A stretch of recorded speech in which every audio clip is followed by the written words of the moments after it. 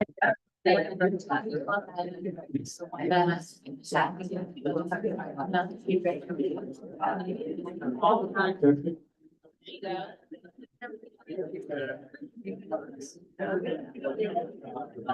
everyone, can you please take your seats? This is very exciting for a July meeting on such a very hot day. Thank you for coming out for this. We really appreciate it. Lori, can you take a seat? I'd like to. Well, the first row is for community board members. There you go. Thank you. For those of you seated in the back, you can try to find another seat. We don't plan on staying long, is that this? No, we know there's an epic goodbye, if you want to do that later. Okay. All right, everyone, welcome. Okay, welcome everyone to the July full board meeting of Community Board 8. I'm Valerie Mason, I'm the chair of the board. We have 49 board members. They're mostly seated in the first and second rows. I just want to make a little announcement. We do enforce the rules of decorum. So if you speak, please be nice and respectful of other people who may have spoken before you or maybe speaking after you. We really appreciate that. Okay, let's start it off. We usually have our public session starting off, but we are joined this evening by Rebecca Seawright, one of our lovely assembly people, and she's going to kick off the public session. Thank you so much for coming. Thank you, Valerie. It's great to join you all this evening and see so many friends. We finally wrapped up our legislative session in Albany. I chair the Aging Committee, which is a new assignment for me this past session. And our state budget had a record $45 million invested the first time in over 10 years for our aging community. The governor just released her master plan on aging. So I just came back from New York, appearing on Cheryl Will's show to discuss the details of the master plan, which is a huge, huge document. It takes a while to get through it, but I encourage all of you to take a look at it and give us your feedback. It was coordinated with 3 state agencies, the State Department, the State Department of Health, and NYSOFA, the State Department on Aging. I passed 2 pieces of legislation that were critical, especially for the elder community. One requires for medical professionals to be able to offer services in homes for the elderly without a prescription for non-medical needs. So we've eliminated that requirement, which will make it easier. And the other is a fraud protection bill. And I'll go back in January and put in another piece of legislation that gives banks the right to freeze an account where they suspect fraud. I had a constituent come into our storefront community office. Her entire life savings was wiped out by fraud. And so this will give the banks the ability to put a hold on an account that they have suspicious activity with. We're sponsoring on July 29th a seminar on combating anti-Semitism at the Lenox Hill Neighborhood House. Our intern from the Simon Wiesenthal Center, Julia, is working hard on it, as well as Kevin and Harley from my office, who are in the back of the room. And invite all of you to sign up and attend this. It will fill up, and we want to get as many people there as we can. Thank you. Thank you.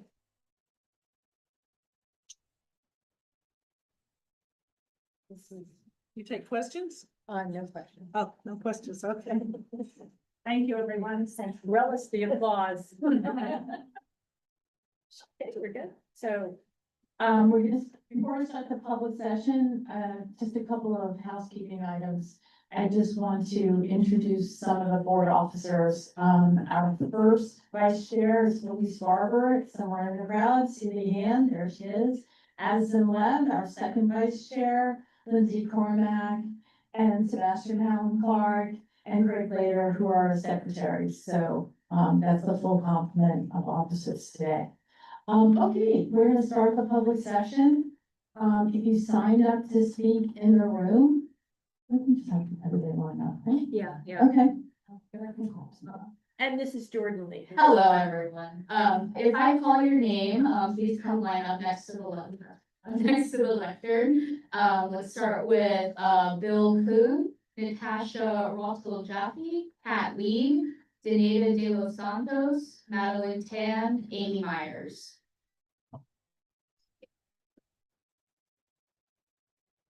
Okay, can everyone hear me? Yeah. Great, thank you.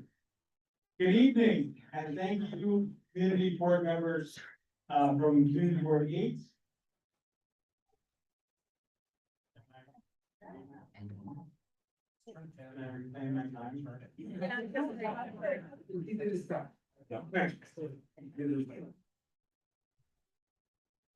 Okay, how's this? Oh, yes.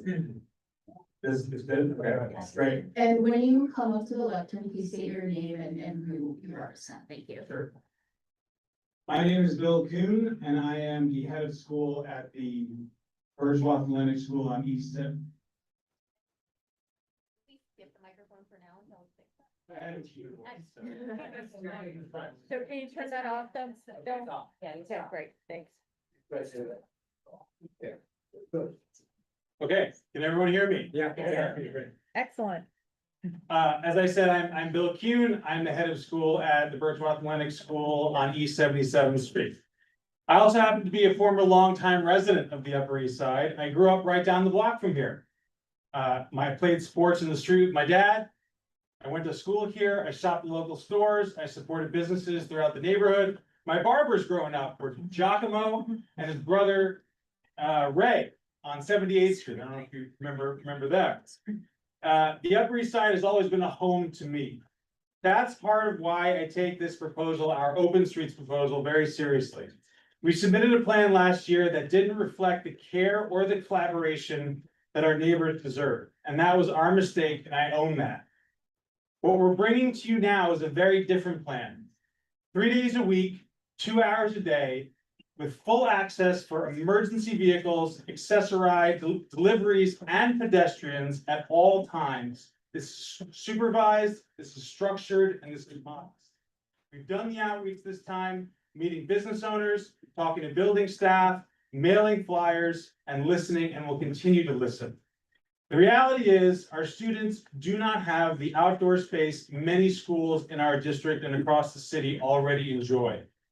Some open street schools in this district operate 5 days a week, 4 to 5 hours a day. We're asking for a fraction of that, a quarter of that. We're not asking for privilege, just some parity. This space will allow our youngest students to enjoy a safe, brief moment in the day, to move, reset, and return to class more focused and calm, something we believe not only benefits them, but benefits the community at large. I love this neighborhood.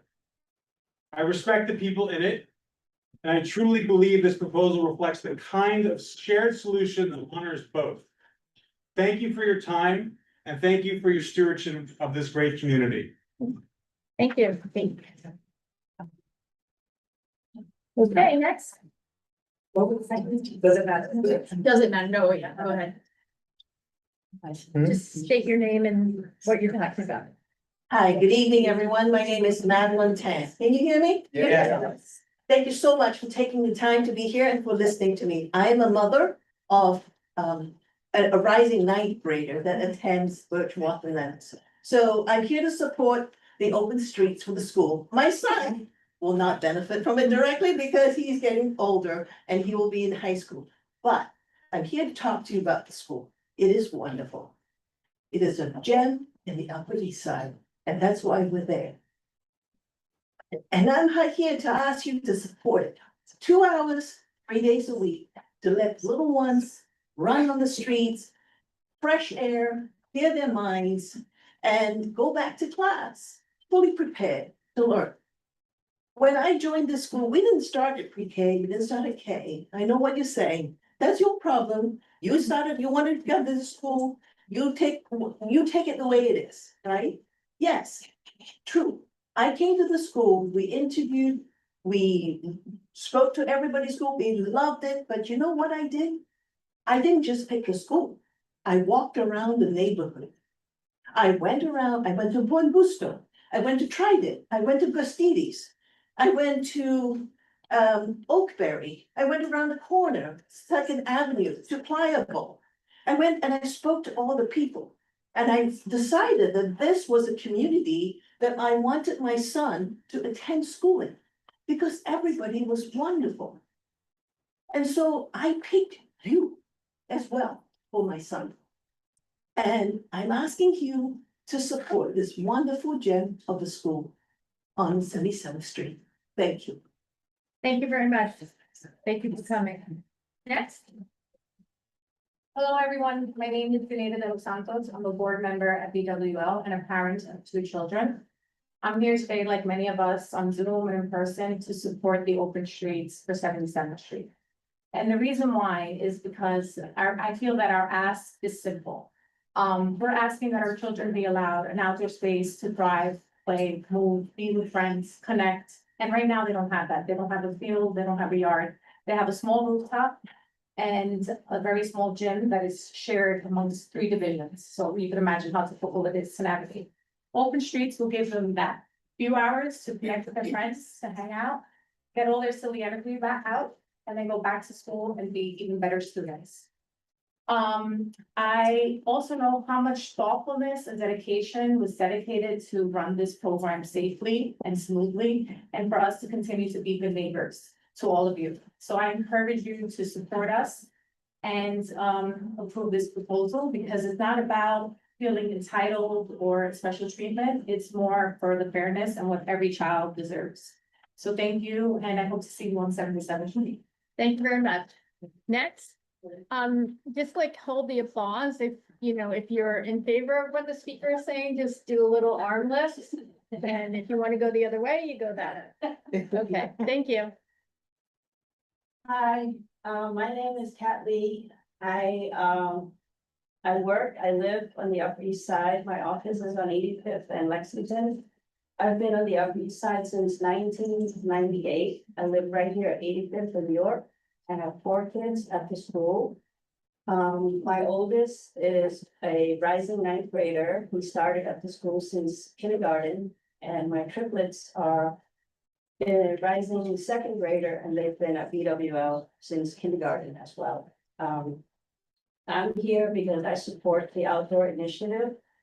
With all that's going on, kids nowadays are getting more obese because they don't really spend so much time outside. They're spending more time looking at the screens.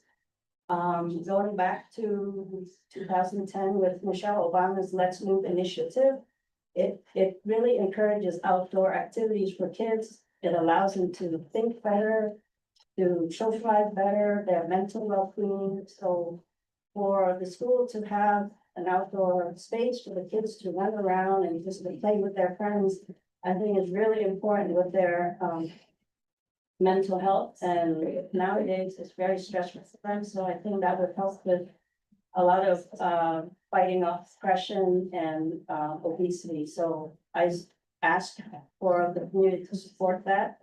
And with respect to everybody, it's better for the kids. Thank you. Thank you very much. Next. Thank you for coming. Good evening, everyone. Can you hear me? Thank you so much for giving me the opportunity to speak. My name is Natasha Jaffe, and I'm a proud parent of 2 kids in the lower school at Berkeley, and a longtime resident of the Upper East Side, only preceded by 10 blocks further down, Midtown. I'm here tonight to voice my wholehearted support for the open street proposal, which I believe would be transformative for our children and our community. As a parent, I see firsthand how much our kids thrive when they have space to move, to play, and to connect with each other. Our children spend so much of their day indoors, structured and scheduled. And while their minds are being challenged and nourished, which we're all very grateful for, What's often missing is unstructured outdoor space, the kind that fosters creativity, movement, joy, and social development. The Open Street Initiative is more than just about closing a street. It's about opening a world for our children, giving them freedom and fresh air in a way that's safe, supervised, and deeply supportive of their well-being. It's also a commitment to the kind of city that we want to live in, one that values kids and carves out space for them to grow and to thrive. This proposal has been thought through with care and consideration. It reflects the needs of our school community while being sensitive to our neighbors. It's smart, balanced, forward-thinking plan that I believe will benefit not just our students, but the neighborhood as a whole. I urge the board to support this initiative. Let's send a message that we prioritize children, health, and community in the decisions that we make together. Thank you again for your time and for considering this proposal. Something that I think would truly bring something joyful and essential to our streets. Thank you. Thank you very much. I'm going to be thanking thank you for the opportunity to speak. My name is Amy Myers, and I've been a reading and math teacher at BWL for the past 23 years. This year, serving as the assistant director at Lower School.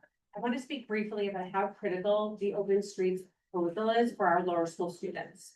After lunch, many of our children struggle to transition straight into academic work. They're restless and unfocused, not because they're unwilling, but because they haven't had a chance to move their bodies and reset. As a teacher, I see this every day. I watch my students return from lunch struggling to concentrate, and I know firsthand how much they would benefit from time to move around and get fresh air before diving back into classroom learning. This isn't just about play. It's about helping them regulate, refocus, and be ready to learn. The impact on their well-being and academic readiness would be significant. Thank you for considering this vital step toward giving our students the support they truly, truly need to thrive. Thanks. Thank you.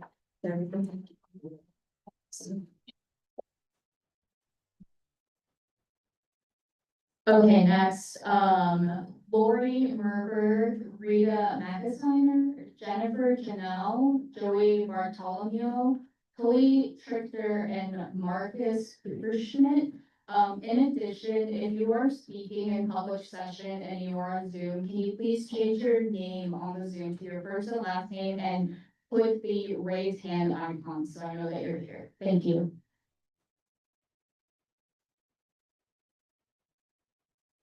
Good evening, everyone. My name is Lori Merberg. I am the CFO at the Birchwalk Athletic School. I am here to also support the Open Streets. I actually live in New Jersey. I don't have any children at the school, but I thought it was so important for me to come here and support the school with this proposal. It's a wonderful initiative. The children do need some outdoor space. As everyone has said, it would help with more physical activity, getting out there and socializing more. And when they come back into class, they're ready to, manage their academics.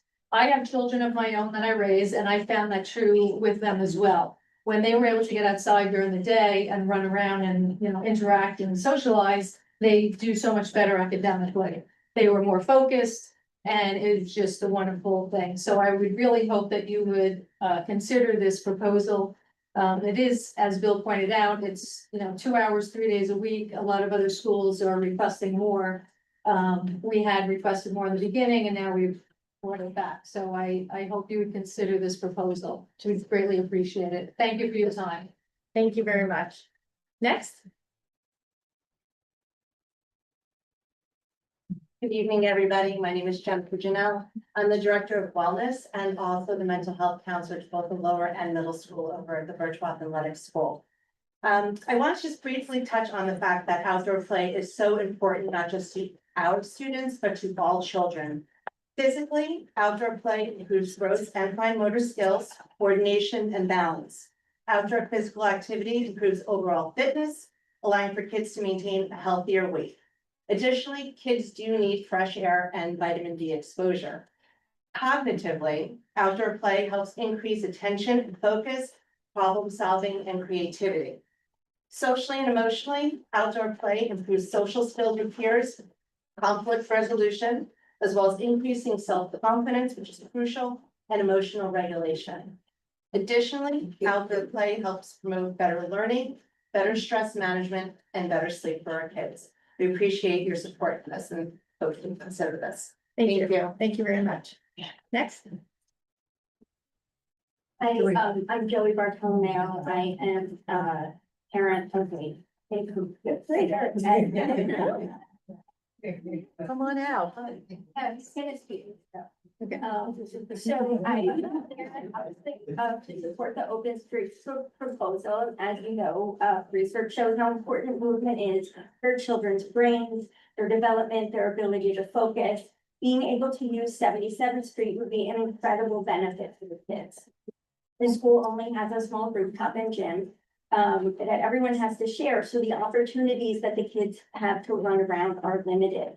We just want them to have a little extra time and space to be able to do that. So many of the kids need to release pent up energy or just to perk themselves up if they're feeling sluggish. Either way, it makes it hard for them to learn if they can't do that. So we owe it to them to help them get the most out of this school day. I talk to my son a lot about his role in the community and how important it is that we all help each other. BWL's revised plan to close the street for just 2 hours a day, 3 days a week, really takes the community's needs into account. And I know that the school staff will really work hard to make sure that the streets are accessible to anyone who needs it. And that the kids also remain safe and contained and all that.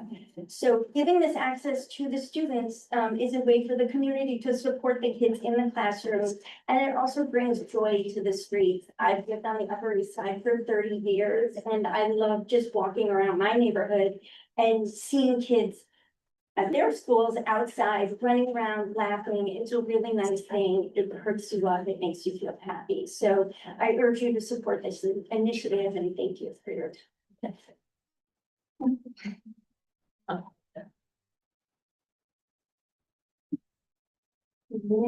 Yeah. Yes. I'm Winslow Cherto, and I'm on the fifth grade at the Frog Lennox. I love my school and teachers, but sometimes I get bored with cranky during the day. Sometimes that happens to my friends too.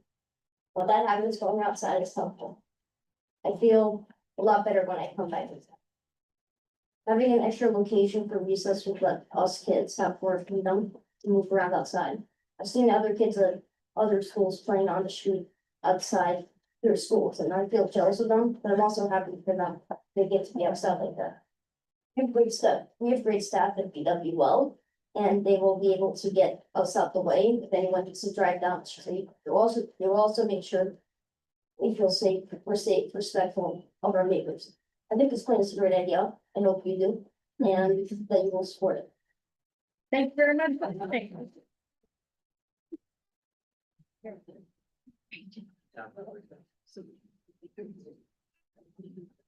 Okay, so next we are going to call up Taryn Reeve.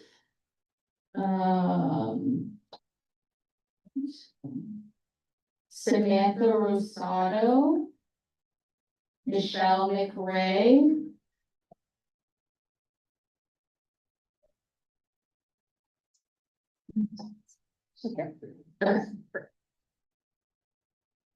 I'm Sarah Rice, a co-owner of the Rice Tavern, or Rice Bar now, we actually rebranded last year. On 92nd Street between First and Second Avenue. I'm third generation family owned of the business, started by my grandparents in 1942, who also moved into the building in 1939. We are applying for an outdoor dining space in front of our establishment from the months of April through October, which I believe is the months that are now permitted with We Are Food. I know that there were some concerns about noise, and also activity that's happening that might be disturbing neighbors. I can tell you that we have gone above and beyond to establish very close relationships with the 19th precinct. We have people that have given us their business cards to call them at any time, because as a family that's lived in this neighborhood for 83 years, it's just as important to us as it is to everybody else to keep our neighborhood safe, and especially the tenants who also live in our building. So it's something we take very seriously.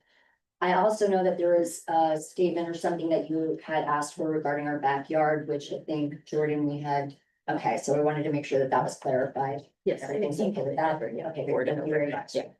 Speaking of which, one of these lovely ladies is a backyard neighbor, so I hope that she might be able to also speak to those concerns about how we take everything very seriously. We establish very tight timelines on when we do have the bar open outside and inside. Mistakenly, sometimes it does happen where we have rooftop apartments up and down the street that have outdoor areas, and they often have many celebrations as well. They don't have time limits, and I do have a concern that sometimes that can be misinterpreted as noise that's coming from us. We also have installed security cameras outside to keep things tighter. And we just would love an opportunity for our patrons to have some outdoor space, especially with such a small business. It's important to have an extra 10 chairs. Thank you very much for coming. Next. Hi, I'm Michelle McCray. As Karen mentioned, I'm the backyard neighbor. I live on East 91st Street. Our backyards are actually catty corner to each other. And I can also attest that they are very diligent about the hours they keep out there and maintaining control. And the safety in front of the building as well. It's my neighborhood as well. I've lived on that street for 15 years, the neighborhood for 30.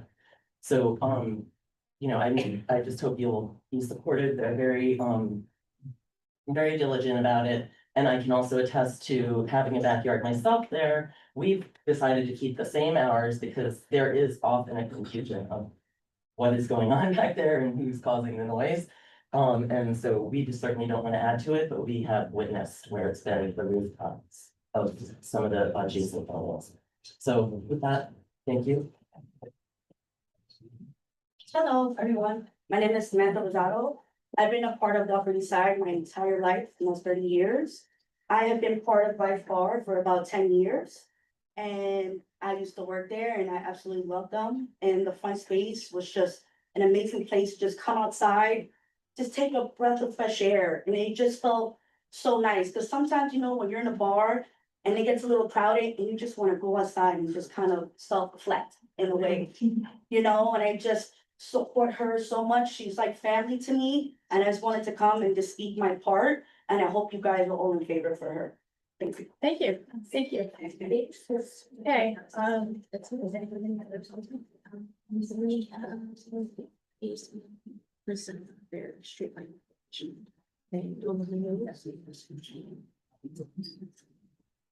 Okay, next we're gonna call up Evangelos Vakolas, if you could please come up, thank you.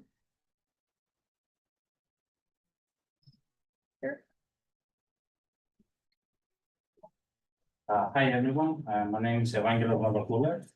I'm the owner of the Greek restaurant on the First Avenue and 9th Street, Tino's Restaurant. We've been there like 3 years now. And I'm asking from you to give the permission to have also an outdoor area. It's about 4 tables and 8 chairs. We're gonna comply with all the regulations, the POD. And I'm just asking the approval from you. Because we have very small restaurant, it's gonna be nice also to have an outside area. And I would like to very much appreciate it. Thanks so much. thank you. Thank you for coming. Okay.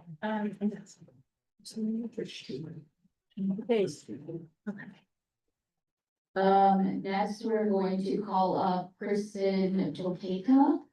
You're here, Kristen.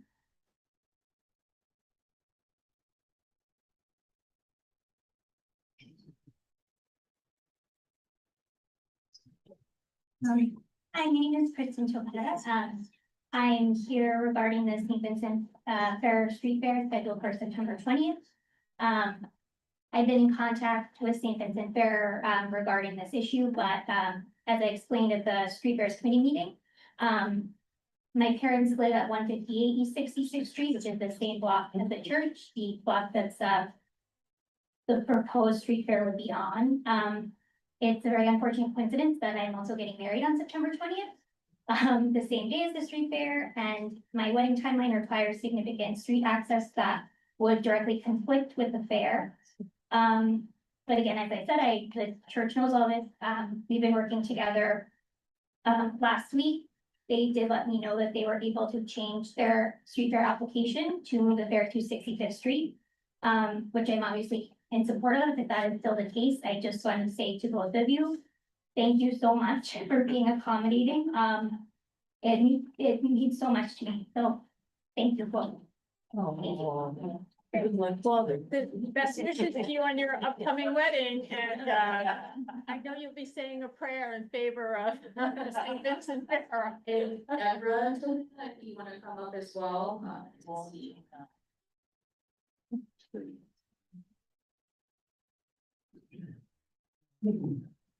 Hi, I'm the mother of this. And I am the homeowner at East 66th Street between Third and Lex. I'm also a taxpayer on that street. And I understand, and I hope that it's true and will be approved, that the church has amended their application to have the street fair on East 65th Street. And if that is the case, I am forever grateful to the church, and thank you very, I appreciate this. Thank you. Okay, a little less stress for the mother of the bride.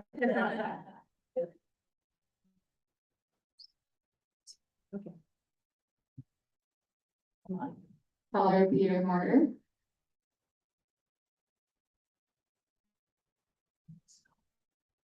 Thank you for your time tonight. My name is Father Peter Martyr. I'm the pastor at the parish of St. Vincent Fair in St. Catherine de Siena.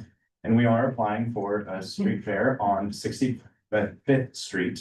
So after conversations with the bride, we are planning on moving it. So between Lex and Third, would just be for the day on September 20th for from the morning to the afternoon, working with NYPD to make sure that all of the avenues are clear for emergency vehicles, as well as the fact that 65th and 64th both go the same direction. So if there's any difficulties with traffic, it's just simply one block to reroute. This would be a great opportunity, not only for our parish, but for the neighborhood. It is open to all who would like to come by.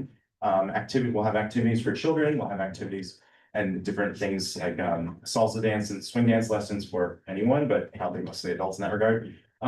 But we are very hopeful that this can provide a great opportunity for the neighborhood to come together. While I've only been here in New York City for 4 years, the Dominicans have been here since 1859. So we are the second oldest building in Lexington. We've been here a long time, and I would love to continue the traditions that have been offered by the Dominicans who've gone by for centuries to help foster a community feel in our neighborhood. So we're very grateful if you would all vote in approval of our street fair on 65th Street on September 20th. Thank you so much. Thank you so much. This is like a really great night, right? Together, I mean, this is really what it's all about. I mean, this is a super night. So thank you very much. And it happens to be my son's birthday, so now I'll have something to do on 65th Street. That's great. Okay, I want to make a little bit of an announcement. We have over 40 people that are signed up to speak in favor of the open street on BWL.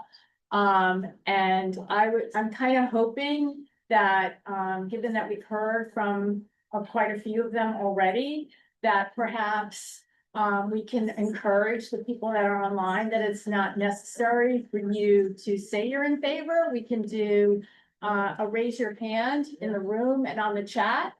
And we will definitely take that into consideration. This measure is the first item on the transportation agenda. So is that something that maybe we could, I don't know, where's the head of school? Where? Hi. Would maybe your group want to agree to that, or, I mean? Well, I think we could accommodate the board, as long as we're not stealing anyone's thunder online that really wants to speak, but I If know, there's somebody who really wants to talk, can you let us know by raising your hand now, or would you be amenable to, listening to where we come out on this? We're definitely taking note. If you're raising your hand, that means you're in favor of the open streets, right? Nice to see you. That's great. Is there anybody, 2 hands? Okay, yeah, all right. We're only gonna count you once though, but okay. Is there anyone who feels that they really need to speak, or that perhaps the people in the room have, Oh, you got a hand up there. One hand, okay. Okay, I will tell you that there's not one person signed up to speak against the application. Everyone is in favor of application. Okay, all right, Dan, please. I can't wait.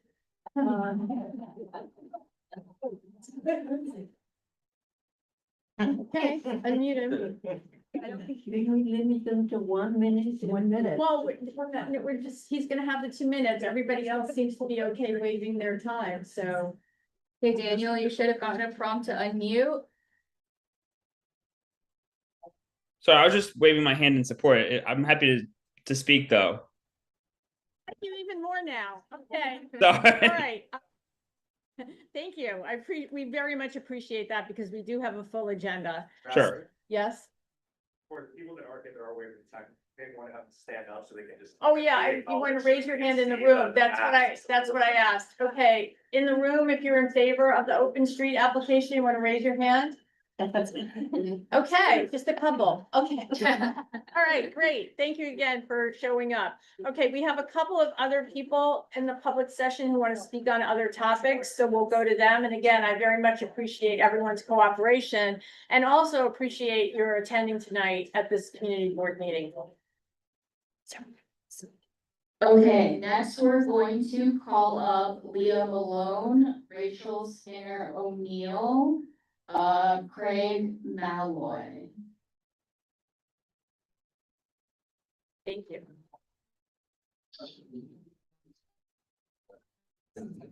We're switching gears a little bit. Hi, I'm Leah Malone. I'd like to make a couple of comments regarding a planned excavation at 118 East 95th Street.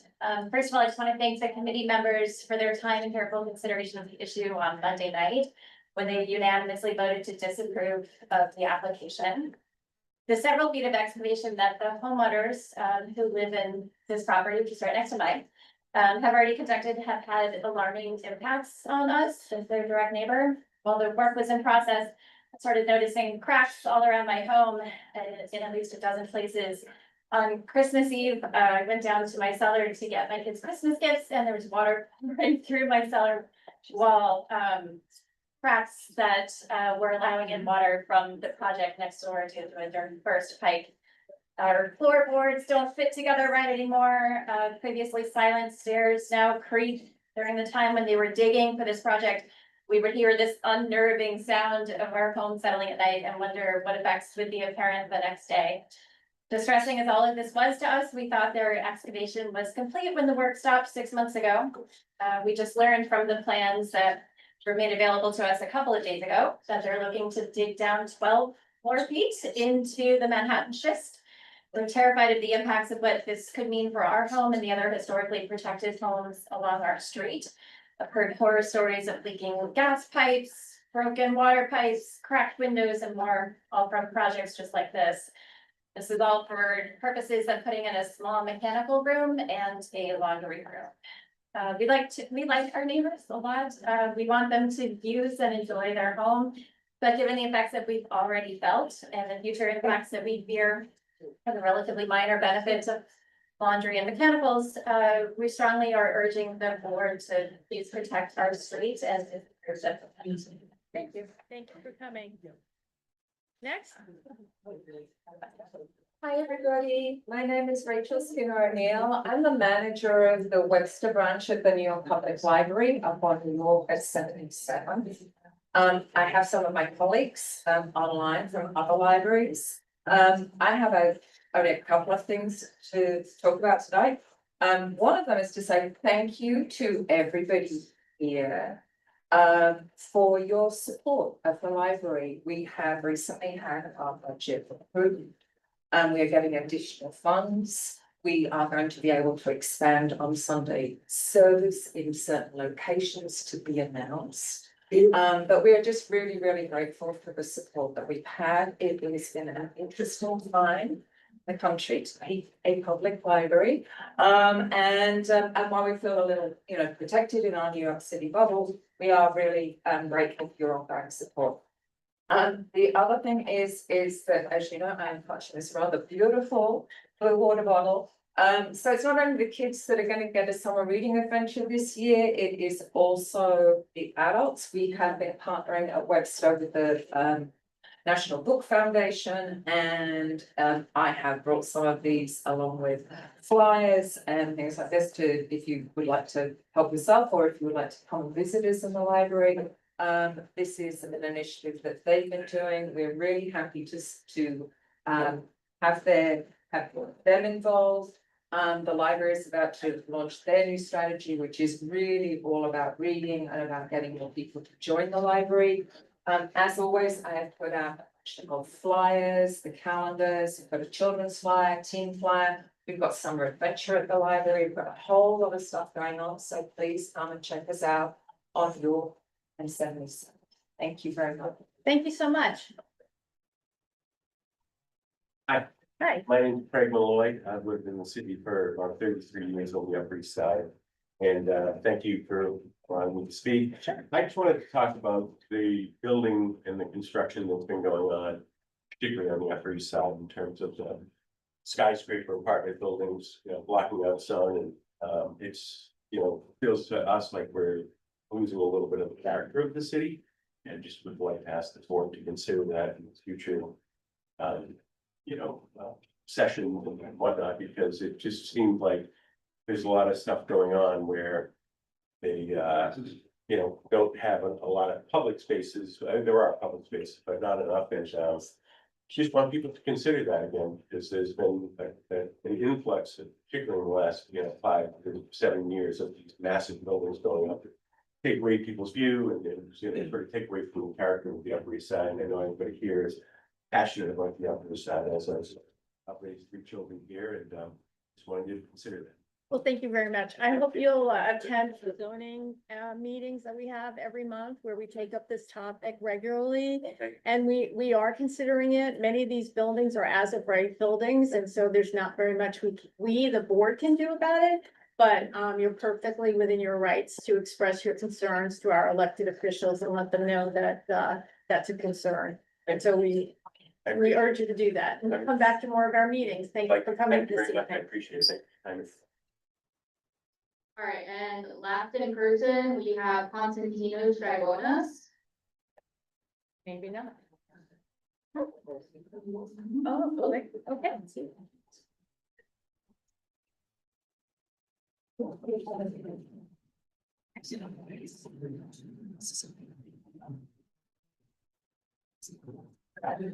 Good evening, everyone.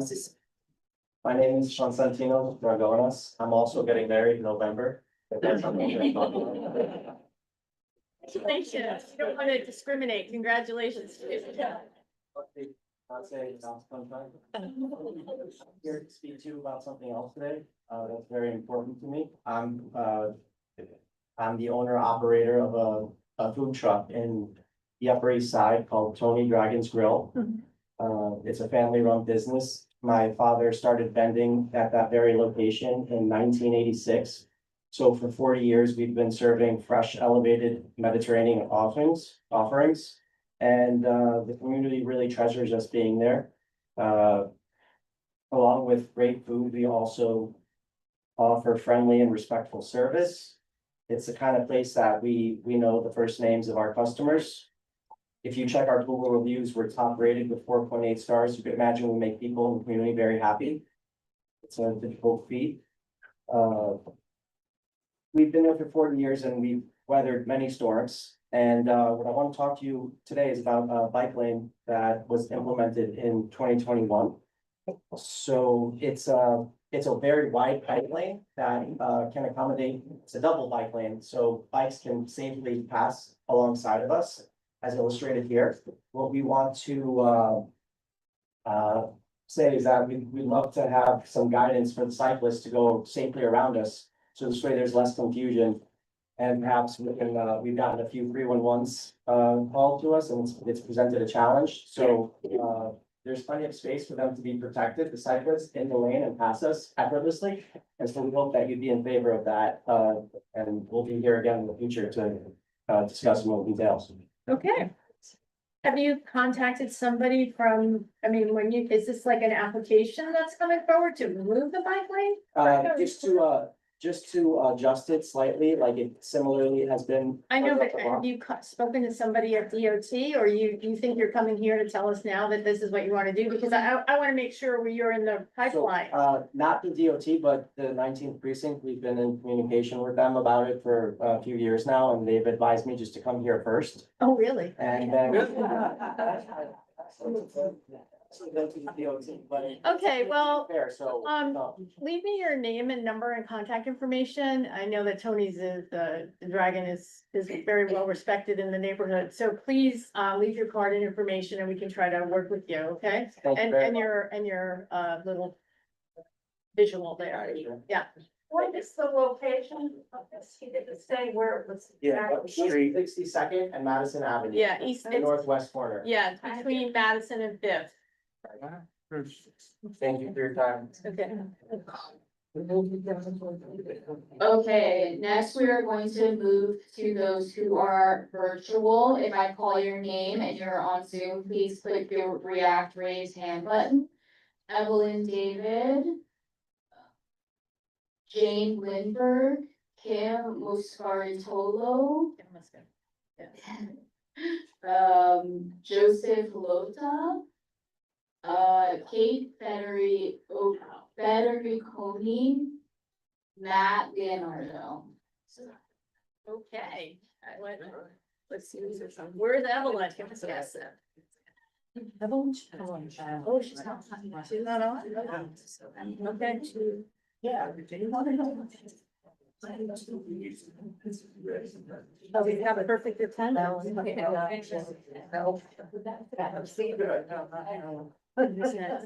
So, Loda, you should have unmuted. Yes, can you hear me? Good evening and thank you for this opportunity to share with you some information about NYU Langone Health and Endoscopy Center that's located at 207 East 84th Street at 3rd Avenue, which will be closing on September 30th. Our landlord has elected not to renew our lease. This site currently provides endoscopy services by referral only, and that we have been working to relocate all of our staff and our patient appointments to other locations throughout the borough of Manhattan. Patients who contact us at the site for an appointment are told about the pending closure and are asked if they would like to schedule at another NYU Langone facility or to seek care elsewhere. This is entirely up to our patients based on their specific preferences. We're required by the New York State Department of Health regulations to share this information publicly before we close. Information about this closure will be sent to existing patients so that all are aware. Some of the other NYU Langone facilities that are available to our patients in Manhattan are located at the Joan Tisch Center for Women's Health, which is located at 159 East 53rd Street, which is 1.6 miles away from our facility on East 84th Street. Another facility is at the NYU Langone Center for Endoscopy at 240 East 38th Street. The NYU Langone Hospital itself, the Tisch Hospital, which is located at 34th Street and First Avenue, and the NYU Langone Medical Associates, which is in the Penn District at 360 West 31st Street, which is right across the street from the Daniel Patrick Moynihan train station. All of our non-physician staff all of them will be relocated to the Tisch Center for Women's Health, and all physicians, all the doctors will be dispersed throughout all of the locations in Manhattan. The procedural volume in Manhattan has been increasing every year, and the rise has been 16% from 22 to 24, 2022 to 24. We look forward to continuing to provide all New Yorkers with the high quality health care that we have been providing at all of these locations. And with that, I'm very happy to answer any questions that you may have. And thank you. Well, thank you. We don't permit questions, but we do appreciate the announcement and thank you for joining us tonight. You're welcome. Okay. Thank you. Thank you. Kate? Hi, everyone. My name is, oh, can you hear me? Yes. Hi, I'm Kate Federiconi. I'm the new manager at the Roosevelt Island Library, and I just wanted to pop on and say hello, and I'm very excited to be serving this community. A couple of things I do want to make you aware of, and on top of everything Rachel already said, which we're really excited about summer reading. We do have a couple of great events coming up. We have author Amanda Bayer Fuller, author of Bunny Made Tea. She's coming in to do a reading and a craft for kids. We also have our end of summer reading celebration dance party with Fuchsia happening Wednesday, August 20th. And you can find out about these events and more on our website. And please don't hesitate to reach out if you need anything. I look forward to meeting you all in person in September. Thank you. We do too. Thanks for coming. Kim? Rachel. Hi, everybody. Thanks. Yeah, hi, I'm Kim. I live at 86th in York. I'm actually here regarding what I believe is a roadway cafe application that was put in through the Street Life Committee. So I assume they'll be talking about it a little bit later for Rife's Tavern on 92nd and 2nd. And I had watched the committee meeting, and I guess there was some issue with a neighbor who had some complaints, and for various reasons, I believe that the application was not approved during the committee discussion. So I'm not entirely sure how that works in terms of what will happen at this meeting, but I really just wanted to come and speak in support of that business. I used to live right down the street and spent a lot of time there. And in my experience, they were always extremely considerate of their neighbors. I had been in their backyard many times when they said, okay, it's, now the time when we have to stop having people outside and cut down on the noise, and they would move everybody inside, and they were always pretty strict about it. They've been in the neighborhood forever. During COVID, they were an amazing place to go and be able to sit outside and have a drink and hang out with friends. So I'm just a big supporter of this local business. And so, I just wanted to speak in support of them, and hopefully overall the board will, agree to their application and help them to continue to thrive in our neighborhood. So that's all I wanted to say. Thank you so much. Thanks, Kim. Matt? Matt? Hi, can you hear me? Yeah. We can hear you. Thank you. Thank you for the opportunity to speak today. My name is Matt Leonardo. I'm the attorney for an applicant, Toast Street LLC, for a retail cannabis dispensary license. It's located at 1584 York Avenue between 83rd and 84th. It has proposed hours of 10 to 9, Monday through Saturday, and 12 to 9 Sunday. We have complied with the mandates of the Street Life Committee and the other requests of the board. We passed the Street Life Committee out of the committee on a meeting of July 1st, 10 to 3. So happy to answer questions, or if there are no questions, we'll wait. Yeah, no questions. Thank you. Thank you. Okay. And then let's call on Kit Middleton, Julia Bradford, Michael Healy, and Lo Vandervalk. If you can click the raise hand icon on your Zoom, please. Kate Middleton is here?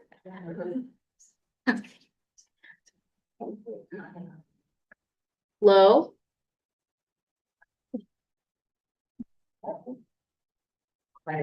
Yeah, Lo Vandervalk.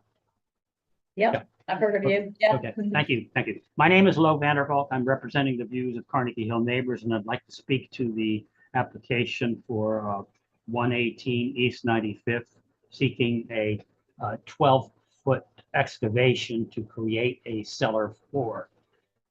That incidentally that's in Goat Hill, and that would be the first cellar floor ever allowed in Goat Hill. I want to thank the Landmarks Committee co-chairs Anthony Cohen and David Halpern for the excellent meeting they ran and their important individual contributions. The issue is complicated because work to add 2 feet to the first floor, also called the basement floor, was allowed by a permit issued a year ago at staff level of the LPC.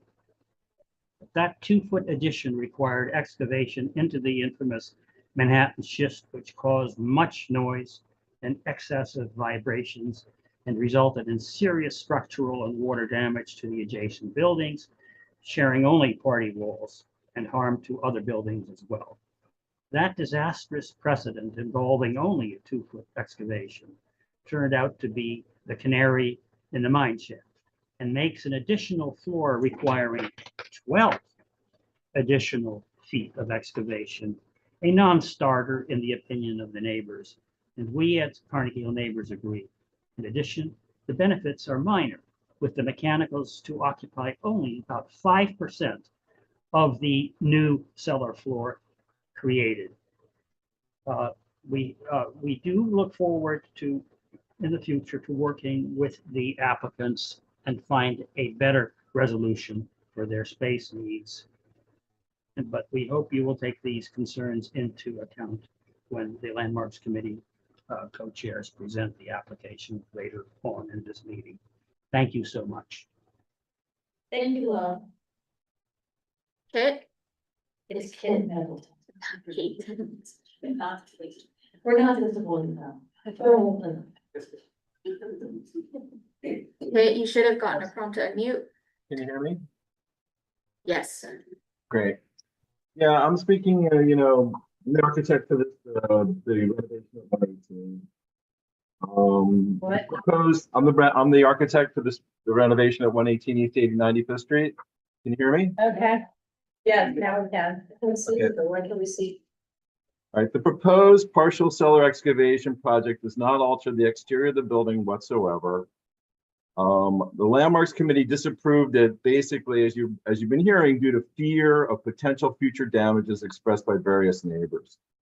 All right, so since Monday night, I've obtained and submitted a letter from our geotechnical and foundation engineers stating, A, the rock will not be excavated under the existing foundations and underpinning will not be required. B, various methods can be employed to reduce potential damage, including line drilling, low vibration rock splitting methods, and vibration monitoring. C, excavation stops after every 3 vertical feet, and the geotechnical engineer inspects the rock conditions and determines if rock support measures are required. And they also provided addresses of 8 similar rock excavation projects that they've worked on. I also obtained in a letter from our attorney in trying to refute some of the things we're getting back from the neighbors. He states, no licensing agreements are required. No bonds or other securities are required. Owners of 118 will direct their GC to include the owners of 116 and 120, the adjacent properties, as added insurers on their insurance policies. And no future access is required other than that which has already been granted for the pre-construction surveys. And I have a couple hundred pages and 169 pages on the adjacent properties, pre-construction surveys. So if anything has happened over there, we can document it and get it fixed. The final point is E, 116, the adjacent property does have a new partial cellar as of 2020. And we've documented that on attached DOB approved plans and the C of O. All right, so the attorney states, New York City building code section. Time now. You're beyond your time now. I'm sorry. And my understanding, you're beyond your time now, and whatever you submitted, hundreds of pages, was submitted at 4 o'clock this afternoon, so I appreciate what you're saying, but I appreciate what you're saying. I think we'll just have to wait till the application comes up or do you? Okay, all right, thank you very much, and stay tuned for that portion of the evening. Thank you. Julia? Yes, can you hear me? Mm-hmm. We can hear you. Okay. The Goat Hill block of 95th Street between Park and Lexington has a landmarked row of 12 houses on the south side. 7 of these houses have no cellars because Manhattan schist is at surface level. The remaining 5 houses have small cellars, 4 of them probably dug out when the stoops on these houses were removed in the mid to late 1920s. The cellar at 124 has the remains of a stream bed that flowed north across what became 95th Street. Our houses are antiques, almost 140 years old, and because of the lack of cellars, our gas, water, and drainage systems are inaccessible, buried under kitchens, bathrooms, and closets. My mechanicals remain in their original place, updated with a gas-fired furnace. I am terrified that my plumbing pipes will be damaged during the process of removing the 12 feet of bedrock to create the Healy's extensive cellar. So far, I haven't seen any impact on my house, but it lies within the 90-foot zone, which needs to be monitored for vibration. I must be provided with a bond to cover any damages that might occur to my house. I've lived in my house 126 for 48 years. I was attracted to the block by its strong sense of community. Homeowners cared about their neighbors and were content with the ample living spaces our houses provided.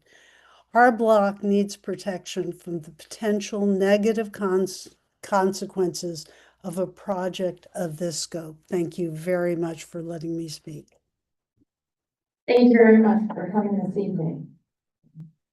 Michael? Can you hear me? Yes, we can.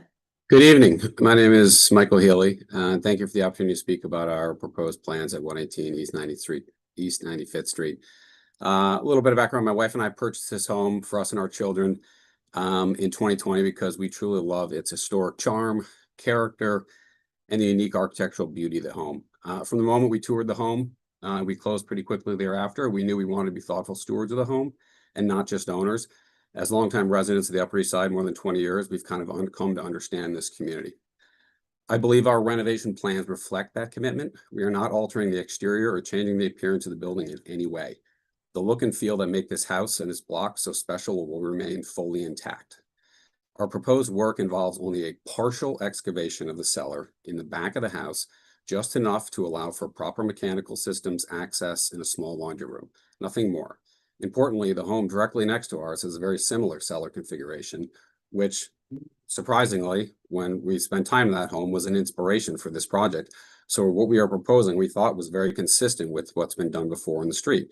There was also an expansion of a cellar on 131 in 2013 as part of their full renovation. So this is something that has been done before. But to ensure the highest level of care and safety, we've engaged a full team of experts, structural engineers, geological engineers, architects. We've also done pre-condition surveys and have had conversations with various neighbors. We've been in communication with our neighbors and community members. In fact, at the suggestion of a neighbor, Carrie Dunn, my wife sent out a note to the residents of the block to keep people informed and open dialogue. And I've also emailed several neighbors directly and had productive conversations and are grateful, frankly, for the feedback that we've received because people like Julia, who I've worked with planting flowers and redoing tree beds, have been on the block for a while and have helped guide me. Ultimately, we're renovating this home because we plan to live here and raise our family here. Our approach has been careful, respectful, and aligned with the values of the neighborhood, and we'll hope you see that our plans support us moving forward. I don't think it's appropriate for a few longtime neighbors who simply don't want to be disturbed by the normal course of renovation to be able to shut down a project that is going to be thoughtfully planned and executed and not alter the exterior front or back of the home at all. So thank you. May I just ask you a question? You were not at the meeting on Monday night, is that correct? Mr. Healy? Yes, I can hear you. You're faint. You were not at the meeting on Monday night, correct? No, I listened to the meeting on Monday night, but Kit was the our speaker. Okay. Okay. That was your choice. Okay, thank you. We'll see how it works out. Appreciate you coming this evening to make your comments. Okay, and lastly, Jane. Jane?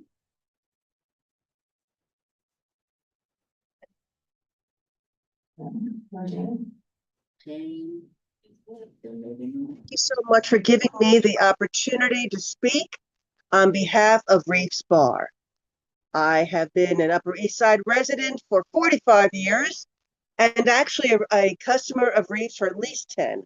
I've been there at all hours of the day, had some wonderful special events there, and I cannot emphasize more strongly their professionalism and high standards in cleanliness, in welcoming atmosphere, and also in maintaining order and consideration for their neighbors.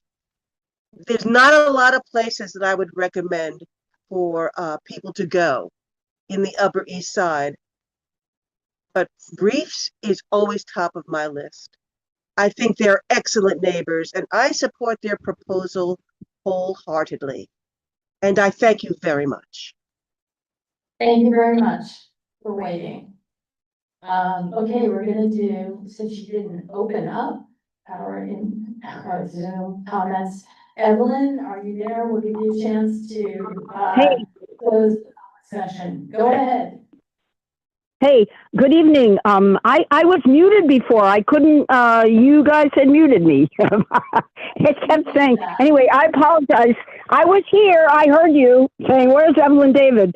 Anyway, here I am. I have a question about Third Avenue traffic signals, and has the DOT any response, any comments? Are they listening to us and all the comments? That is my question for tonight. And I just want to make a comment about the open street thing very quickly. I worked at 72nd Street at the École Lycée Français when they were there in that big building before it was sold, with the 3s and the 4s.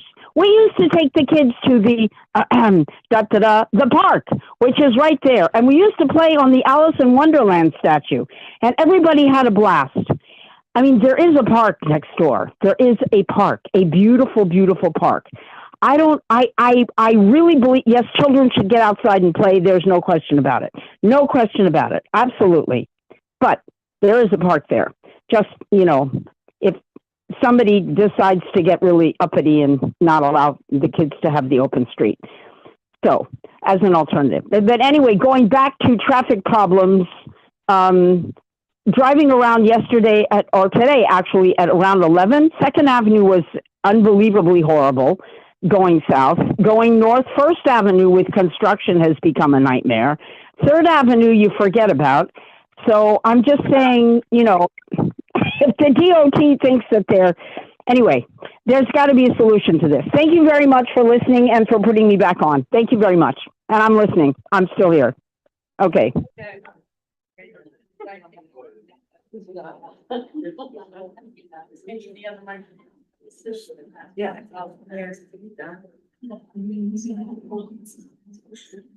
Yeah. Okay, well, Evelyn is always worth waiting for, and that was a great way to end the session. Evelyn, I know you're staying on, so I recommend 2 things to you. Keep watching those avenues. And secondly, read Craig Lader's minutes from the Transportation Committee, and that will tell you what the DOT told us about the 3rd Avenue redesign. I'm sure okay, it will be great. greatly for you. Thank you. Okay. Thank you. Moving right along. All right. First of all, before we move right along, I just want to thank Jordan Lee. This is her first time having a guest. And she did an amazing job. No one knew there were going to be like over 60 people signed up for our July meeting to speak. Personally, I think Will owes you a favor, but you can collect later.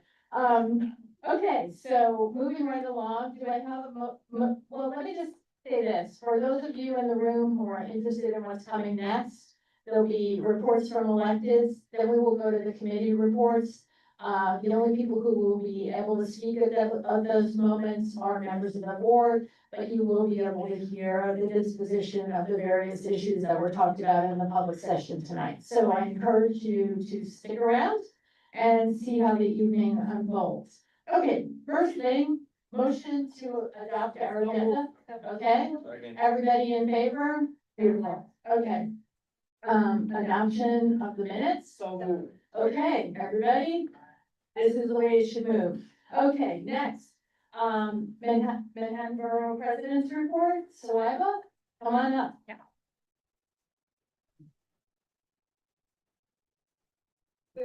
Good evening, everyone. It's not working. You'll just have to use your, use your voice. Okay, well, I mean, I waited a long time for this. But yeah, good evening, everyone. I hope everyone is well. The borough president first wants to acknowledge the investments that the city has made in the current budget, especially as we are facing deep cuts from the federal government. Thanks to the work and partnership of advocates, stakeholders, and neighbors across the city, we secured critical funds for libraries. Very glad to hear about the Webster.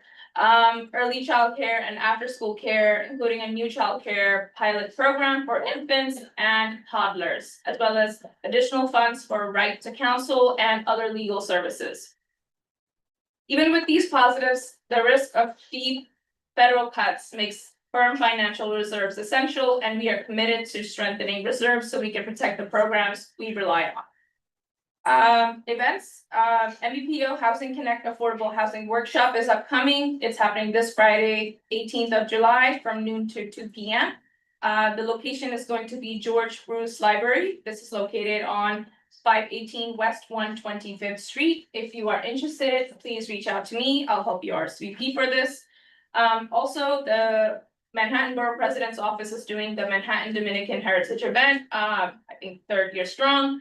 Thursday, July 31st, from 6 to 8 p.m. It's gonna be at United Palace, which is located on 4140 Broadway. I hope to see you there. It's a lot of fun and a very historic building as well. We're also walking in the parade. So if again, you're interested in walking in the parade with the borough president, let me know. This is gonna be the parade's 43rd anniversary. And we're very proud of all the work that they do. And lastly, we hope to see you at the countless events like block parties, open streets, and more this summer. If there's an event, if you're a nonprofit and there's an event, or if you're a library and there's an event, please reach out to me. I can help you connect with our comms team that can highlight your events, and also we'd love to table and be there in the community. And if you have ideas about how we can get into some pockets that we're not touching upon, please reach out to me. I rely on you. And lastly, please visit our website and sign up for Volunteer Corps. I do have some details about the significant investments. I'm not going to take up too much of the board's time. If you are interested in more details, reach out to me. You can reach me at sshahbac@manhattanbp.nyc.gov. That's shabazz@manhattanbp.nyc.gov. Thank you so much. Why am I speaking to the mic? Yeah. Okay, now we're going to elected officials report. So if everyone wants to come to the front and line up. And since Hannah's walking up first, I'm gonna give her this microphone. And I'm also pretty loud, so I can just. well, but you know, whatever. I grew up Long Island, apparently. May not even. Okay. So, hi everyone, I'm Hannah Weaver with Congressman Jerry Nather's office. Congressman Nather stood with every Democrat in the House to vote against the House Republicans' devastating bill that will kick more than 17 million Americans off their health coverage, strip food assistance for millions, and drive up.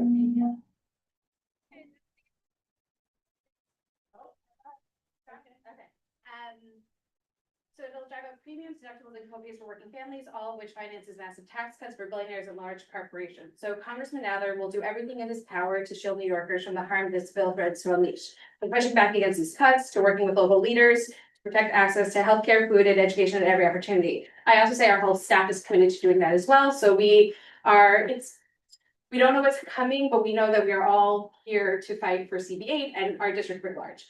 Congressman Nather and 8 of his New York City House Democrat colleagues sent an oversight letter to DHS Secretary Kristi Noem and Acting Director of ICE Todd Lyons, demanding that ICE stop denying members of Congress access to facilities that ICE is using to house detained immigrants. The demand letter follows ICE's refusal, in direct violation of Section 57(2)A, which Congressman Nather actually said to the acting director, to allow Congressman Nather and Congressman Goldman to investigate the 10th floor of the 26 Federal Plaza building in Lower Manhattan on June 18th, where hundreds of immigrants are reportedly being detained in vastly overcrowded, unsanitary, and hot cells. I also apparently yesterday, Congress members Velasquez and Espaya were also denied access to the 10th floor of the building. Congressman Nather applauded the New York City Council's passage of Resolution 560, which ordered the state to release records about what officials knew about the toxic air New Yorkers were breathing after 9/11 while they were telling the public it was safe to return to the city. So for years, Congressman Nather has demanded transparency from different mayoral administrations about what the Giuliani and Bloomberg administrations knew about about the toxins in the air following 9/11 and when they knew it. So these records can provide long overdue accountability for potentially devastating decisions made by these previous administrations that led to thousands of people losing their living or struggling with lifelong illnesses. I will say that we work with a lot of people in the district with the VCF or the World Trade Center Health Program, so call us if you have any questions. Okay, we will do that. Okay, yes, no, it was great. Okay, next.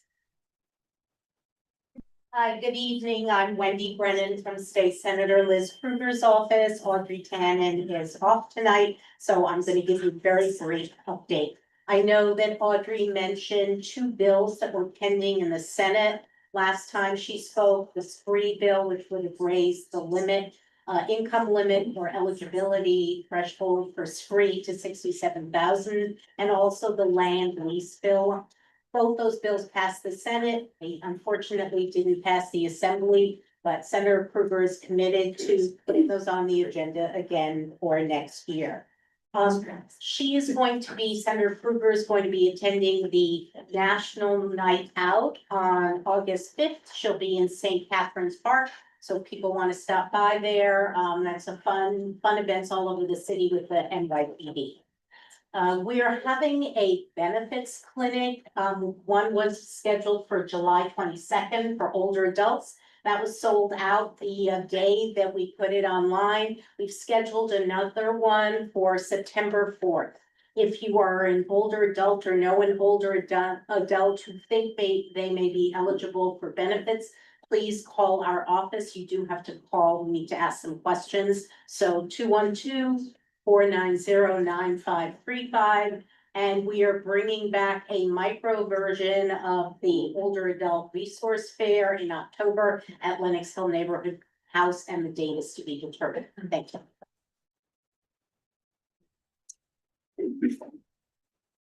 Good evening, everybody. My name is Henry Josephson. Sophie Sekor, Alex Flores' community director, is out tonight, so I'm stepping in to deliver the Assembly members' community update.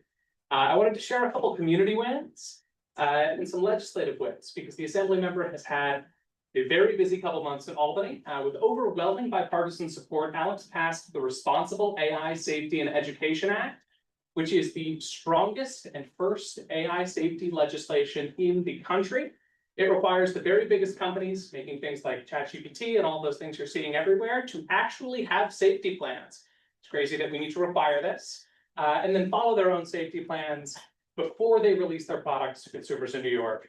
We're closing loopholes for keeping New Yorkers safe in very, very quickly moving fields. We're also closing loopholes in some financial issues. Some banks and financial service providers, like some check cashing stores, money transmitters, and surprise, cryptocurrency firms can operate without licenses in New York and face no penalties when they do things bad, which gives bad actors an unfair advantage.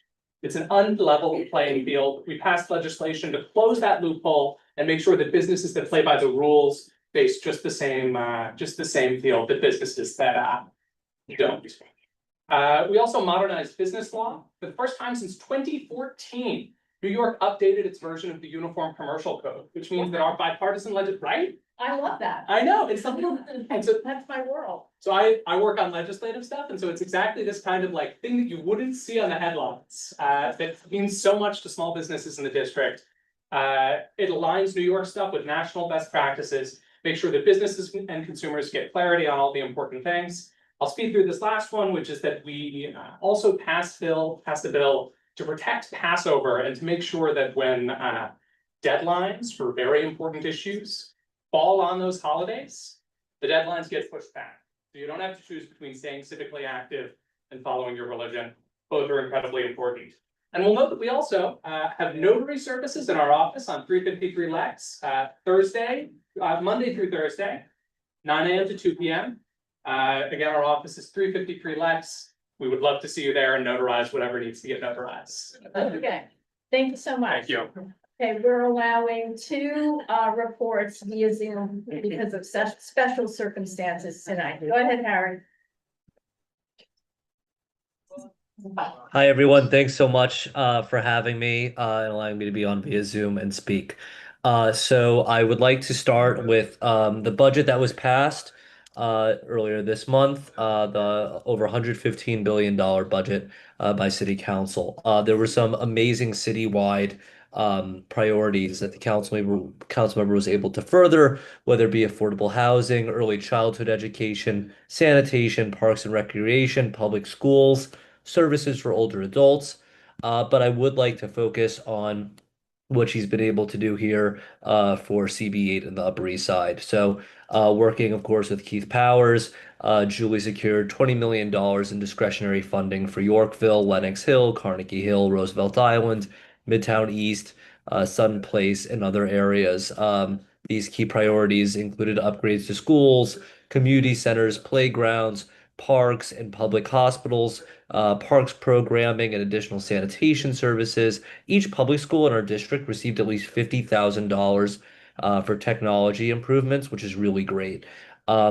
Robert Wagner received money for an art studio, the Tramway Plaza on Roosevelt, to go to Roosevelt Island, $2 million for landscaping and amenities at the 59th Street Station. There's some really great things for Kohler Hospital, the 19th Precinct. I could go on. Please reach out if you have any specific questions. Lower Lab got a really great investment as well. Some really phenomenal highlights. I don't have time to cover them all. I also want to quickly mention Julie's bill that was heard to go after our defunct procurement process here in the city. And we're wasting a lot of money on no bid contracts. And so Julie had a great bill to target this and try to put a stop to it. Happy to answer more questions, anyone interested offline. Thanks, Harry. Okay, Carolyn. Nice to see you again. Hi, all. I'm Carolyn and I cover CB8 for Councilmember Keith Powers. Thank you, Valerie, for letting me give my report remotely today. The Lenox Hill Hospital hearing happened today. Thank you to several members of CB8 for speaking. We heard testimony that echoed much of CB8's resolution. Keith and I met with Valerie earlier this week, and we will continue to keep CB8 posted and included as negotiations continue. As Harry said, on June 30th, the City Council passed the budget for the upcoming fiscal year. This might be a little redundant, but I also want to just run through some of the big capital funding wins that Council members Powers and Menon secured for our district. I'm going to try to make this fast.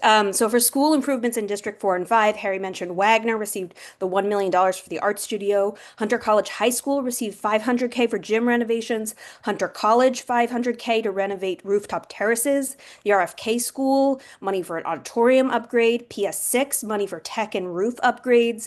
PS267, money for bathroom renovations. PS59, money for playground upgrades. For cultural institutions, the Met got $2 million for climate control and resiliency investments.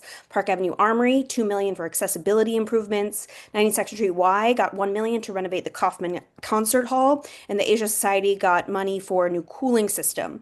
Also, the precinct got money to renovate the headquarters.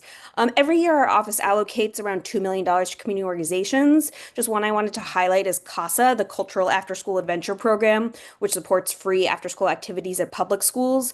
So our office is funding the Guggenheim at PS6, the Horticultural Society at RFK, the Intrepid Museum at Wagner, among many, many others. $200K went to an ACE sanitation grant. Hopefully you've seen ACE crew members around the neighborhood keeping our streets clean. Our office also gave money to Lenox Hill Neighborhood House, James Lennox House, Carter Bergen Older Adult Center, and many, many, many more groups. Then I just want to quickly mention that CB8 disapproved a sidewalk cafe at Myconian, and we worked with the restaurant directly to resolve the issues listed in the resolution. And finally, I just want to say a huge thanks to Will Brightbill and wish him good luck on his big move. And thank you all. Okay, Carolyn, you forgot one grant. Excuse me? You forgot one grant. What? The one to us. Oh, yes. Thank you very much. We received a notification today that Keith Powers was successful in getting us about $5,000. So Okay. we're good. Thank you. Thanks all. Okay. Thanks so much, everyone. All right, so moving right along, I'm going to give my report now. A couple of items. First, I I have to report that I received the resignation of Max Meyer, and I just want to say thank you to him for his service. His schedule really did not permit him to continue to serve, and so I do appreciate him making that decision and stepping off. Hopefully at some point in time, he'll be able to come back. Okay, as everyone knows, we had a flash flood the other day. Apparently, the west side and the upper east side, upper west side and upper east side were the two most adversely affected areas in Manhattan. Specifically Julie Bennon's district and on the west side, Gail Brewer's district. So if you saw anything interesting, you should let our office know. But DEP reached out to us yesterday and actually this afternoon was giving us that detail. So I thought that was interesting. We sent out requests to artists who have participated before in our art show for our October 4th art show. So that is well underway.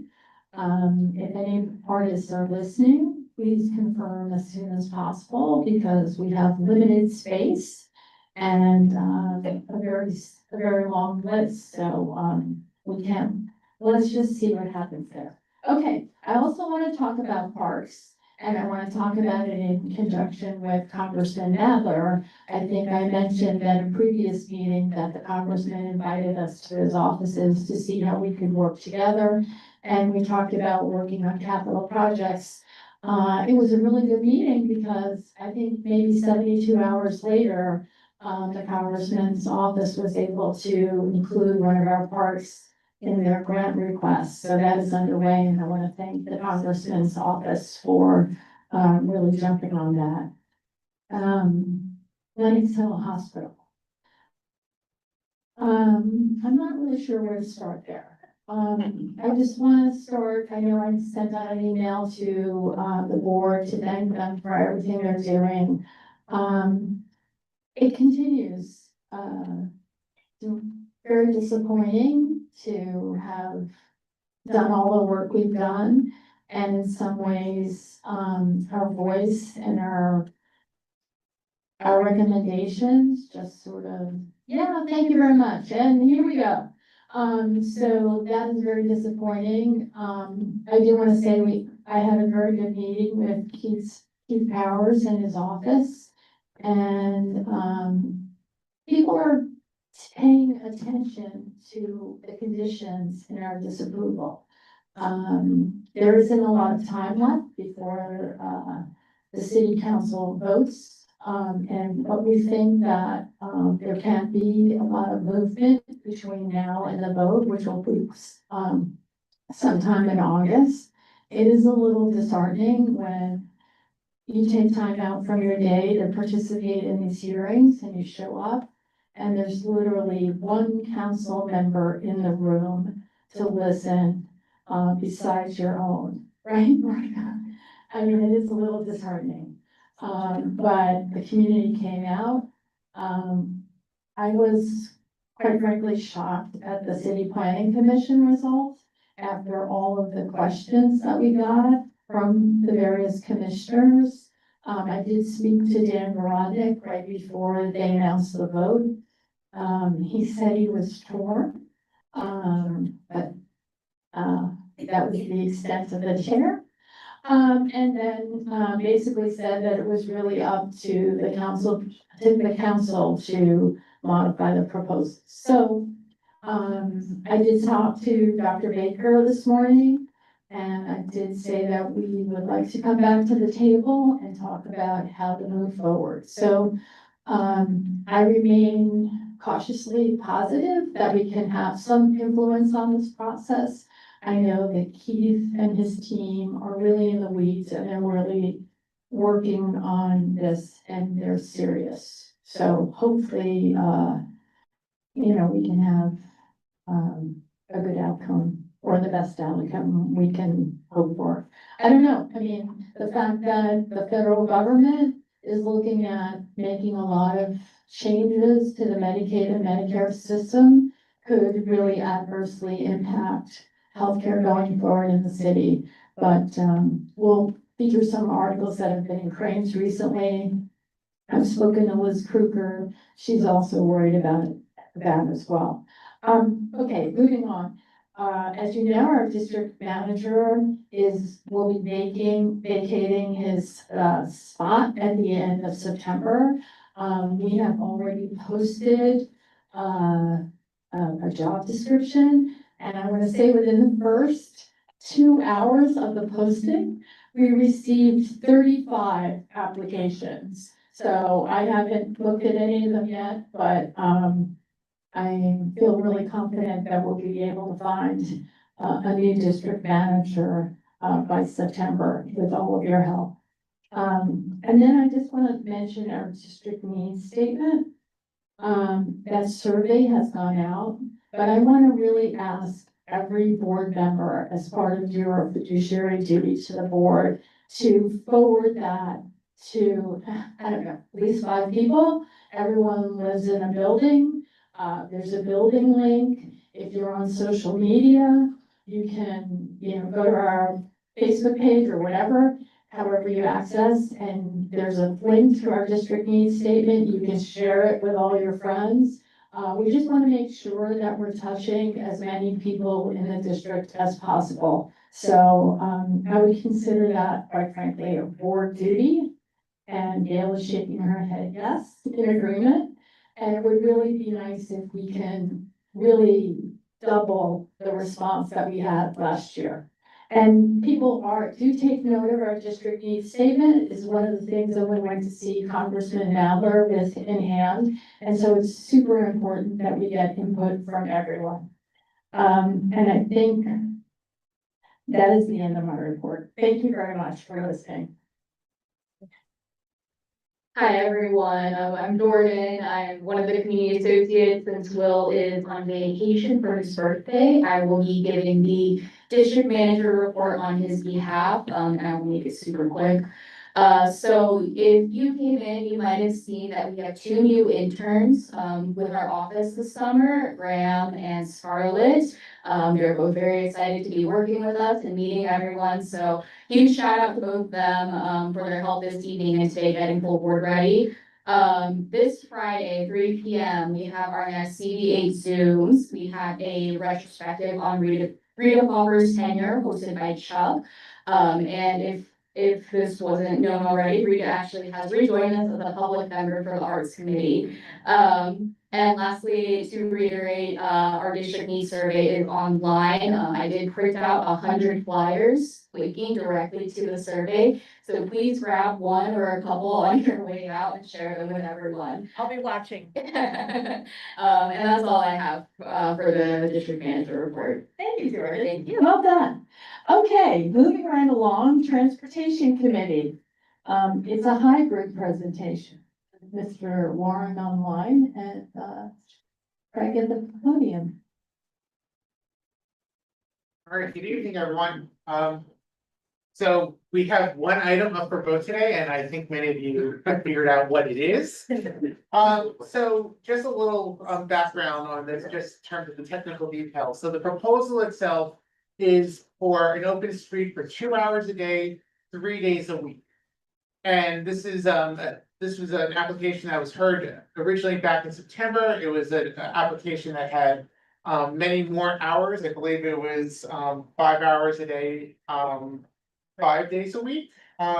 So this is a largely truncated version of what they had done originally. They first Moth and Lennox did express to us the extent to which they did public outreach this time and how they made a concerted effort to go to all the neighbors and businesses and stakeholders on the block and in the vicinity.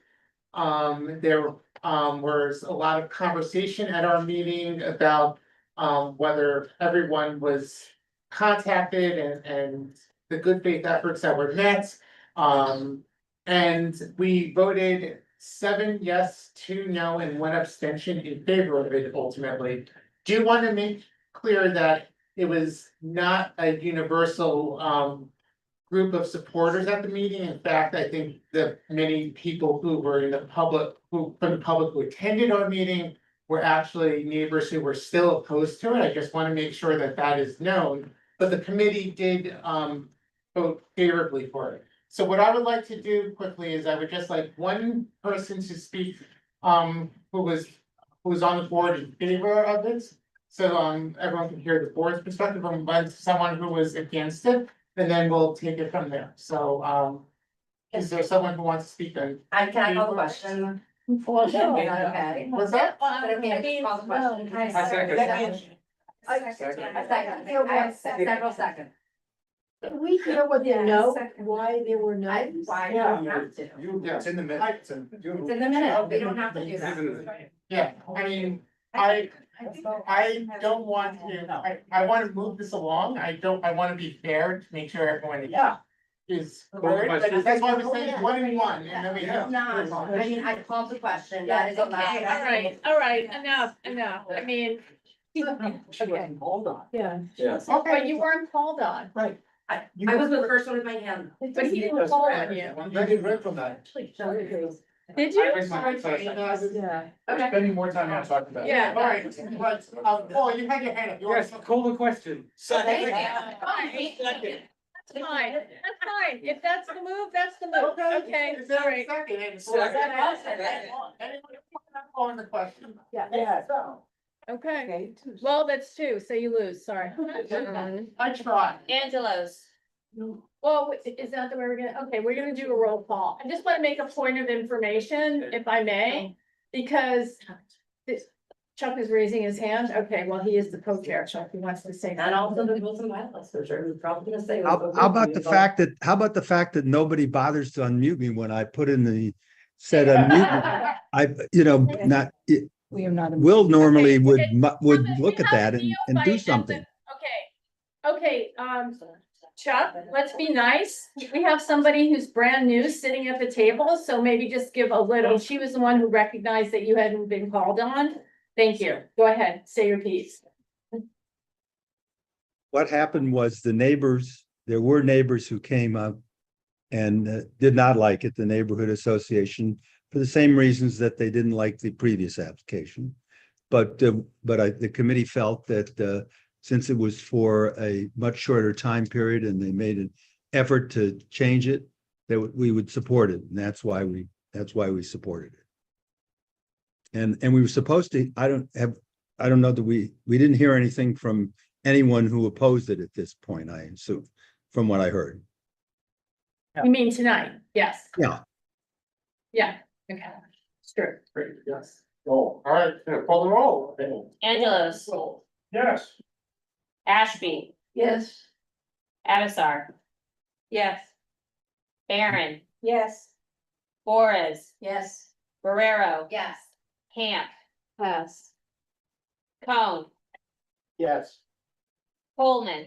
Yes. Cormac. Yes. Faulkson. Yes. Barber. Yes. Fink. Yes. Hallam Clark. Yes. Oh, I got that. Hartzog.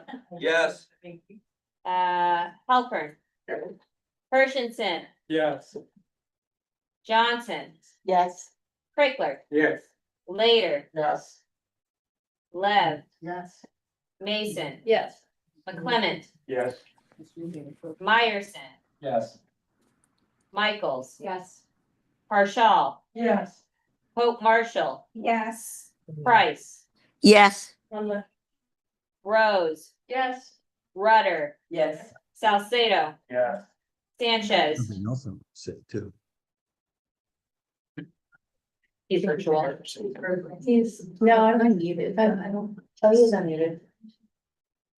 Will? He looks like he's frozen. He's frozen. Okay, next. Schneider. She left. Judy's gone. Okay. Yes. Seligson. Yeah. Will. He's not, oh, she's in the back, Robert. Yeah. Okay, Yes? yeah. Okay. Selim. Yes. Selway. Yes. Clay. Yes. Squire. Stein, Yes. Tamayo, Yes. Wall, Yes. Warren, Yes. Weinberger, Yes. Weiner, Yes. and then we'll go back to Camp, Yes. and then we'll go back to Sanchez. Well, okay. It's, you know what, it's 42-0, so.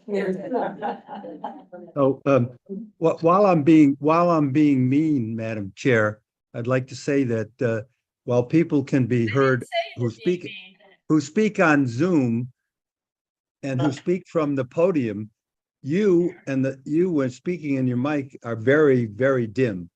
And I'm usually at all these meetings, and I'm sorry I couldn't attend tonight, but it was very hard. It's very hard to hear from that microphone that you're using. So that's just Well, another I comment I have. appreciate that, Chuck, but if you were in the room, you would know that we've been having problems with the mics all Well, night, so. I couldn't be in the room. I attend all of the No, meetings I in understand person, that. so I'm I not, I understand don't that. appreciate your comment, frankly. And I don't either. I don't appreciate yours either. We'll talk about that offline. Maybe, All right. Okay. I know. she's-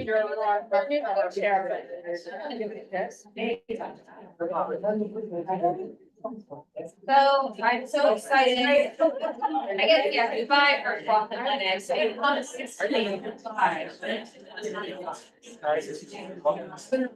to go here. Every 5 minutes. Thank you. Thank you very much. Tomorrow.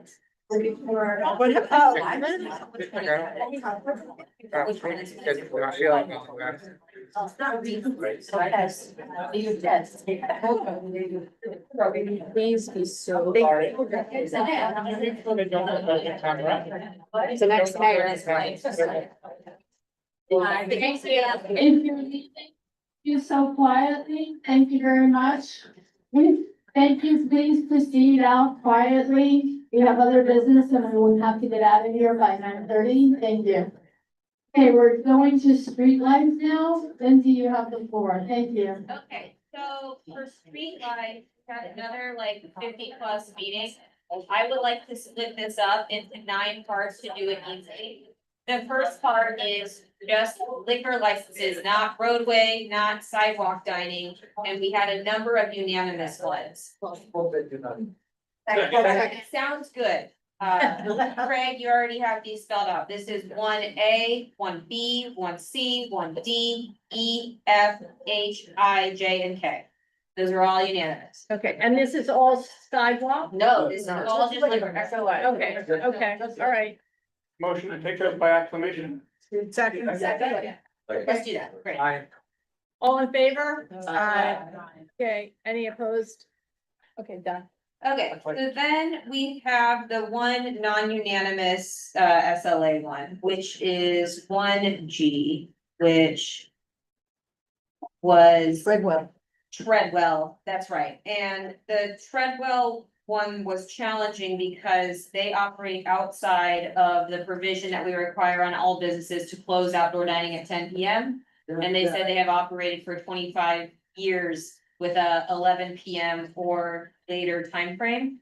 They agreed to the stipulation that they would close on Sunday to Wednesday at 11 PM and Thursday to Saturday at 12 AM. It was a 7-3-1 vote that ultimately meant that they were approved, but that's a non-unanimous SLA. I have a question. Yeah. Could somebody who opposed it speak for 15 seconds? Well, Marco, you didn't oppose it, you abstained. Yeah, opposed it. I'm opposed. I opposed it, Robin opposed it. Okay, so Robin- why don't you oppose it? That's all. Robin, Yeah, go ahead. Robin, go ahead. Thank you. The restaurant's attorney came. The restaurant's attorney said, we're open till midnight every night. Lindsay, you said our neighborhood protocol is to close at 10 o'clock. He said, okay, we'll compromise, we'll stay open till 11. Yes, that's exactly what happened. That was a no for me. He goes, okay, I'll compromise, I'll stay. Yeah, there was this sort of like, we set the terms, not you all. Exactly. And then there was a discussion about a slippery slope, about other businesses saying like, well, wait a second, we said that you guys could do this. Marco. Early today, when I testified before the city council, I look up at and I read these words, quote, "Our commercial policy should hold equity and impartial hand," end quote. This principle should give every decision we make. Yet, we are now considering an application asking for special treatment. Letting one restaurant keep its window open until 11 p.m., while the others must close by 10 p.m. This is neither equitable nor impartial. Granted, this would undermine the fairness of our community aspects. If we truly believe those words, we must apply the same rules to everyone. For these reasons, I oppose or I abstain this application unless this policy changes to allow all the restaurants the same extended hours, not just one. Fairness must be for everyone, not just a few. Thank you. As this. There were some people in favor of it in the meeting too. I don't know if any of them want to talk, but till I do. Question. Have we previously approved either this liquor license or they must have also had outdoor dining approval at some point? Were we aware of those hours at the last time we approved? That's certainly possible. It would precede my time on the board. Yeah, I go, so again, there's two things. One, we're talking about not how long they can be open, we're talking about the hours with which they can serve, right? And our policy on a street light has always been outdoors, stop serving by 10. And we've not, to my knowledge, in my term, we have not made any exceptions to that. All right. Okay, Barbara, call the question. Second, no one spoke in favor. So I said people at the board did speak, people at the committee did speak in favor, if anyone didn't want to say something. They didn't. No one raised their hand. You No, know, do you want to say? Yeah. Go for it. I took away my whole question. I think the exception in this case, I agree that we don't want to make exceptions generally. The exception here is different because it's a pre-existing situation, it's they're basically grandfathered in. So for a situation where they've been operating that way in the past. I mean, I don't think we should assume that they are violating some thing that we did in the past. I think we've had sidewalk cafes prior to the existence of outdoor dining. I think the presumption is, unless we know otherwise, that they're operating their they're consistent with the prior sidewalk cafe rules that we gave them. So if they've been approved to do this in the past, I don't think we should impose a new restriction on them that's different from what they've previously been doing. That's the sort of substantive merits.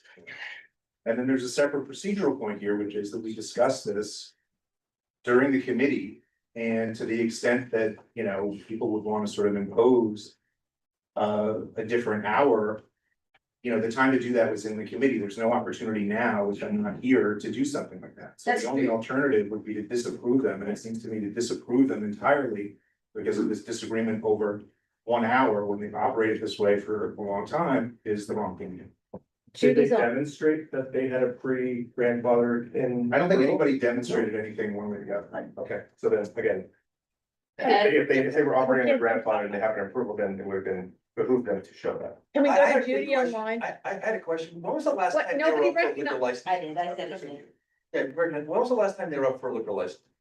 Or renewal or whenever this was? 2 years. No, So every 2 years ago, 5 years ago, 2, or 2 years ago.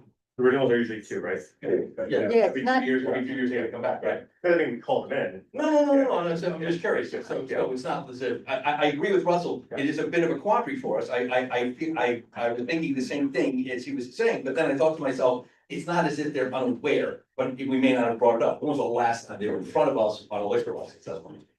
2 years ago. Let's do Judy. I should have a question. We'll do Judy first and then come back. She's at Barry's. Hi, I'm sorry, I just got onto the computer now. Are we talking about Treadwell? Yeah.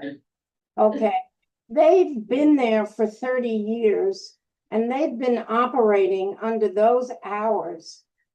They're a member of the East Sixties Neighborhood Association. The building president and the building is a member of the association.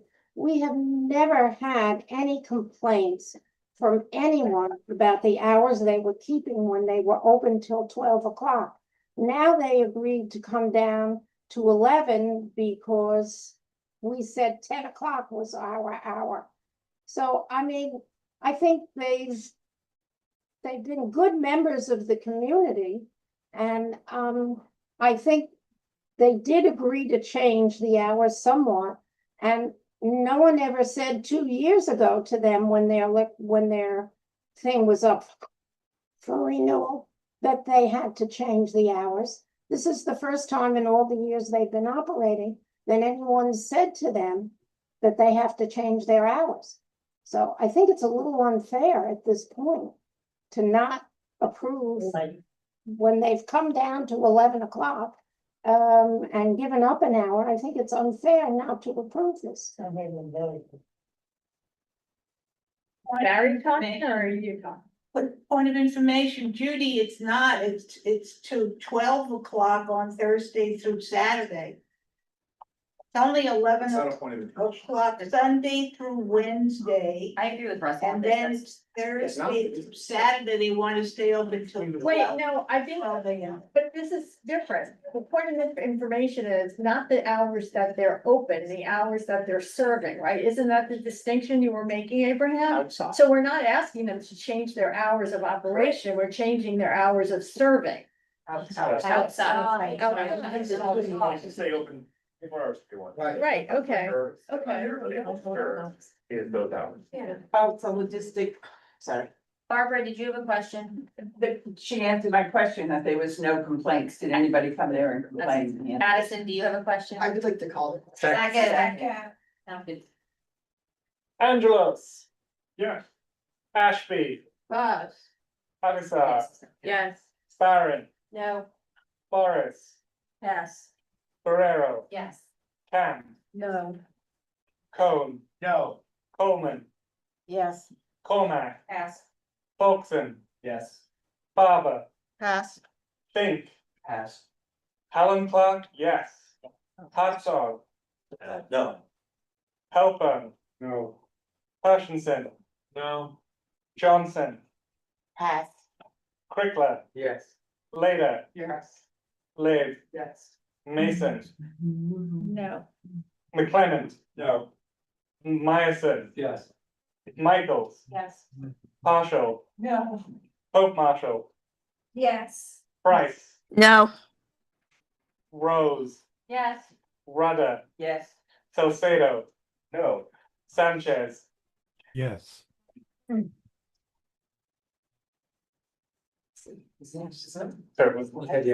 you. Schneider. Yes. Thank you. Seligson. Oh, no. Sella. No.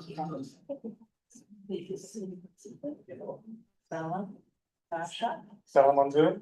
Complaints. Never. Is it me? Oh, yes. Yes. Selway. No. Slade. Yes. Squire. Yes.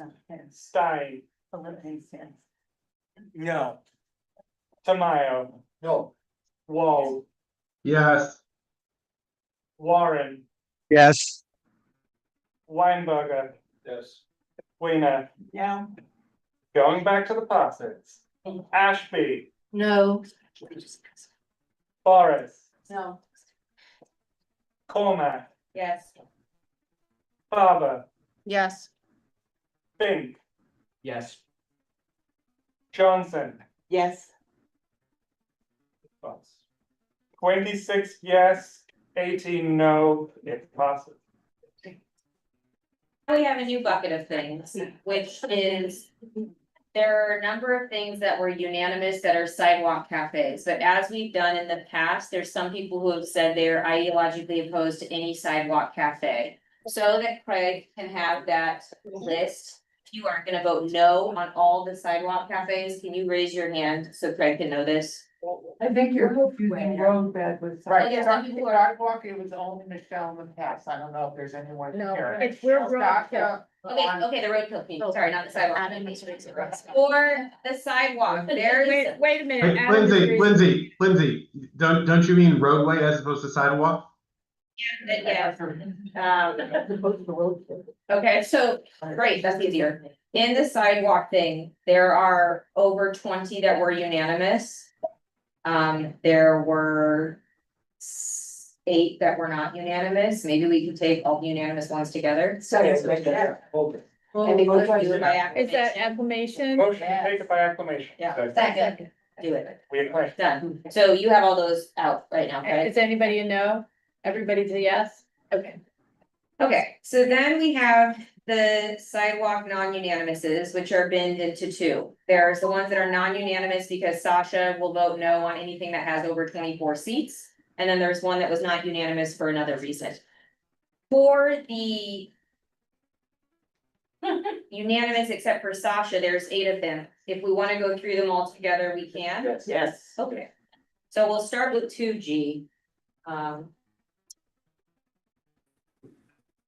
Which is 1639 Third Avenue Restaurant doing business as the district between East 94th and East 95th Street. They're asking for a sidewalk cafe with 28 tables and 56 chairs. In the minutes, it'll reflect that no one from the public objected. They agreed to all the stipulations that we put on things. It was adopted as an approval with a 12-1 vote, Sasha being accepted. But can we take all this? I was gonna say, I'm fine with that. Yeah, I wanted to take them all together and just. Second. Great. Well, is Sasha? Sasha, vote still now? be a no. Okay, no, I'm just checking. But if no one Yeah, else no, has it- I'm a no for that. And I think it's totally you have- fine to just make it the Sasha exception ones. Yeah. let's mark for next time. It's the Sasha Hill group, not the Hill. So then there's only one other non-unanimous one, which, I'm the only other no, and I can be convinced to be a yes. It's 2A E&M brand bagels, doing businesses B&B bagels. Well, yes. I'll be a yes if this can be a Sasha no. Oh. It was, Sasha was a no because, actually, yeah, Sasha was a no and the same reason I was, where these people didn't show up for 2 times. And then they came at the end of the meeting and then they demanded to be heard and it was it was inexplicable, but I can be a yes. Sasha, do you wanna be a yes on that or do you wanna be a no? Yeah, I can be a yes. I just felt in the meeting it was a little ridiculous that they just didn't show up. It's under 24 seats, so I would have been a yes. 21. Okay. What are we doing? I say we're taking that by acclamation as well, that's unanimous approval, that's 2A. Okay, so now we have roadway unanimous and roadway non-unanimous. Yes, bye. Roadway only had 3 applications in this time, everything else was sidewalks, so the roadway unanimouses are 2 II and 2 KK. Do we know who are the people who are anti-roadway always? Well, this is where we should confirm. Yeah, this is the confirmation piece, okay, so can you, Okay, so let's make, okay, we have Jane, David, Anthony, Alita. Is there anyone else? Adam has in the past, is online and still. Yeah. And is out. That's a yes, so Adam, Valerie, Valerie, are you? Yeah, so Valerie's into roadkill.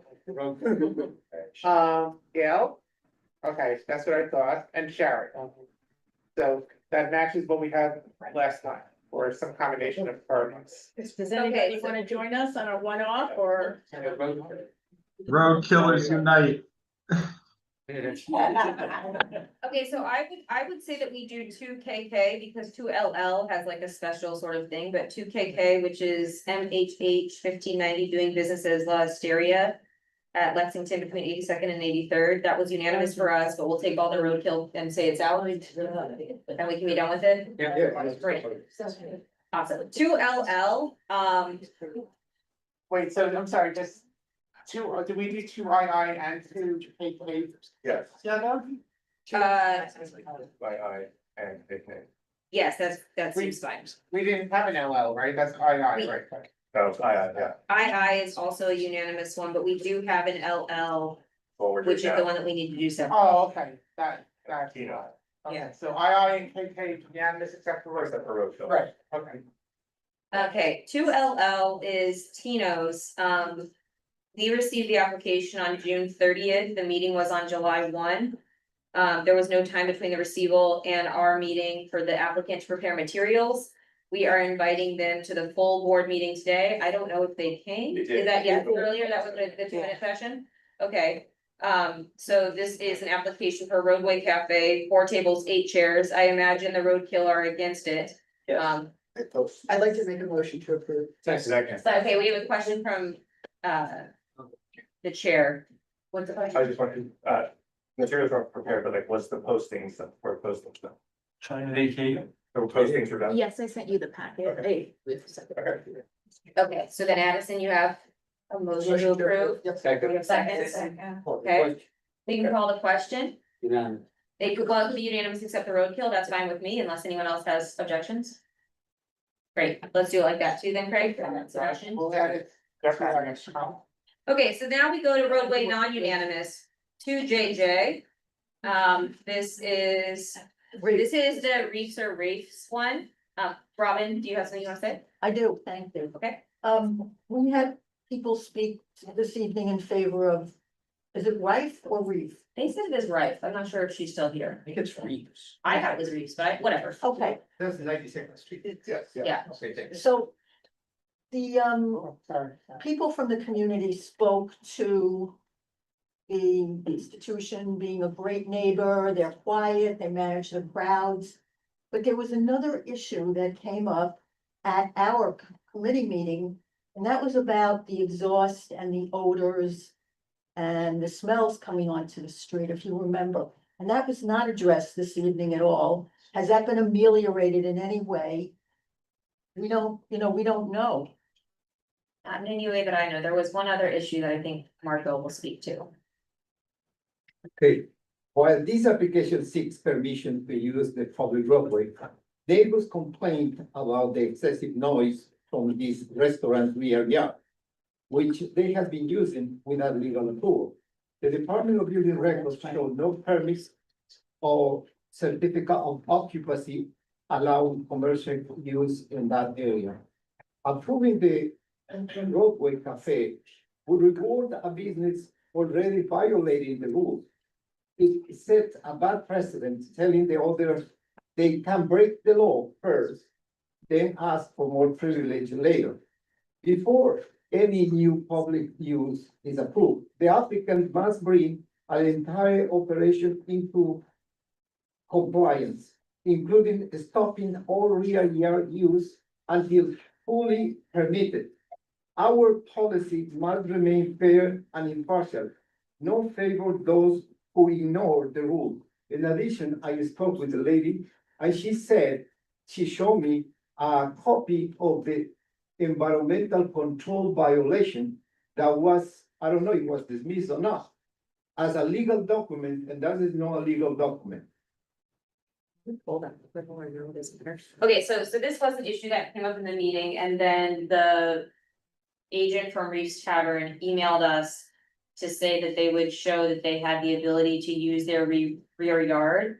What they sent into the board was something from the Office of Administrative Trials and Hearings in 2021 that said that it was okay, that there was not a violation for, let me just read it verbatim.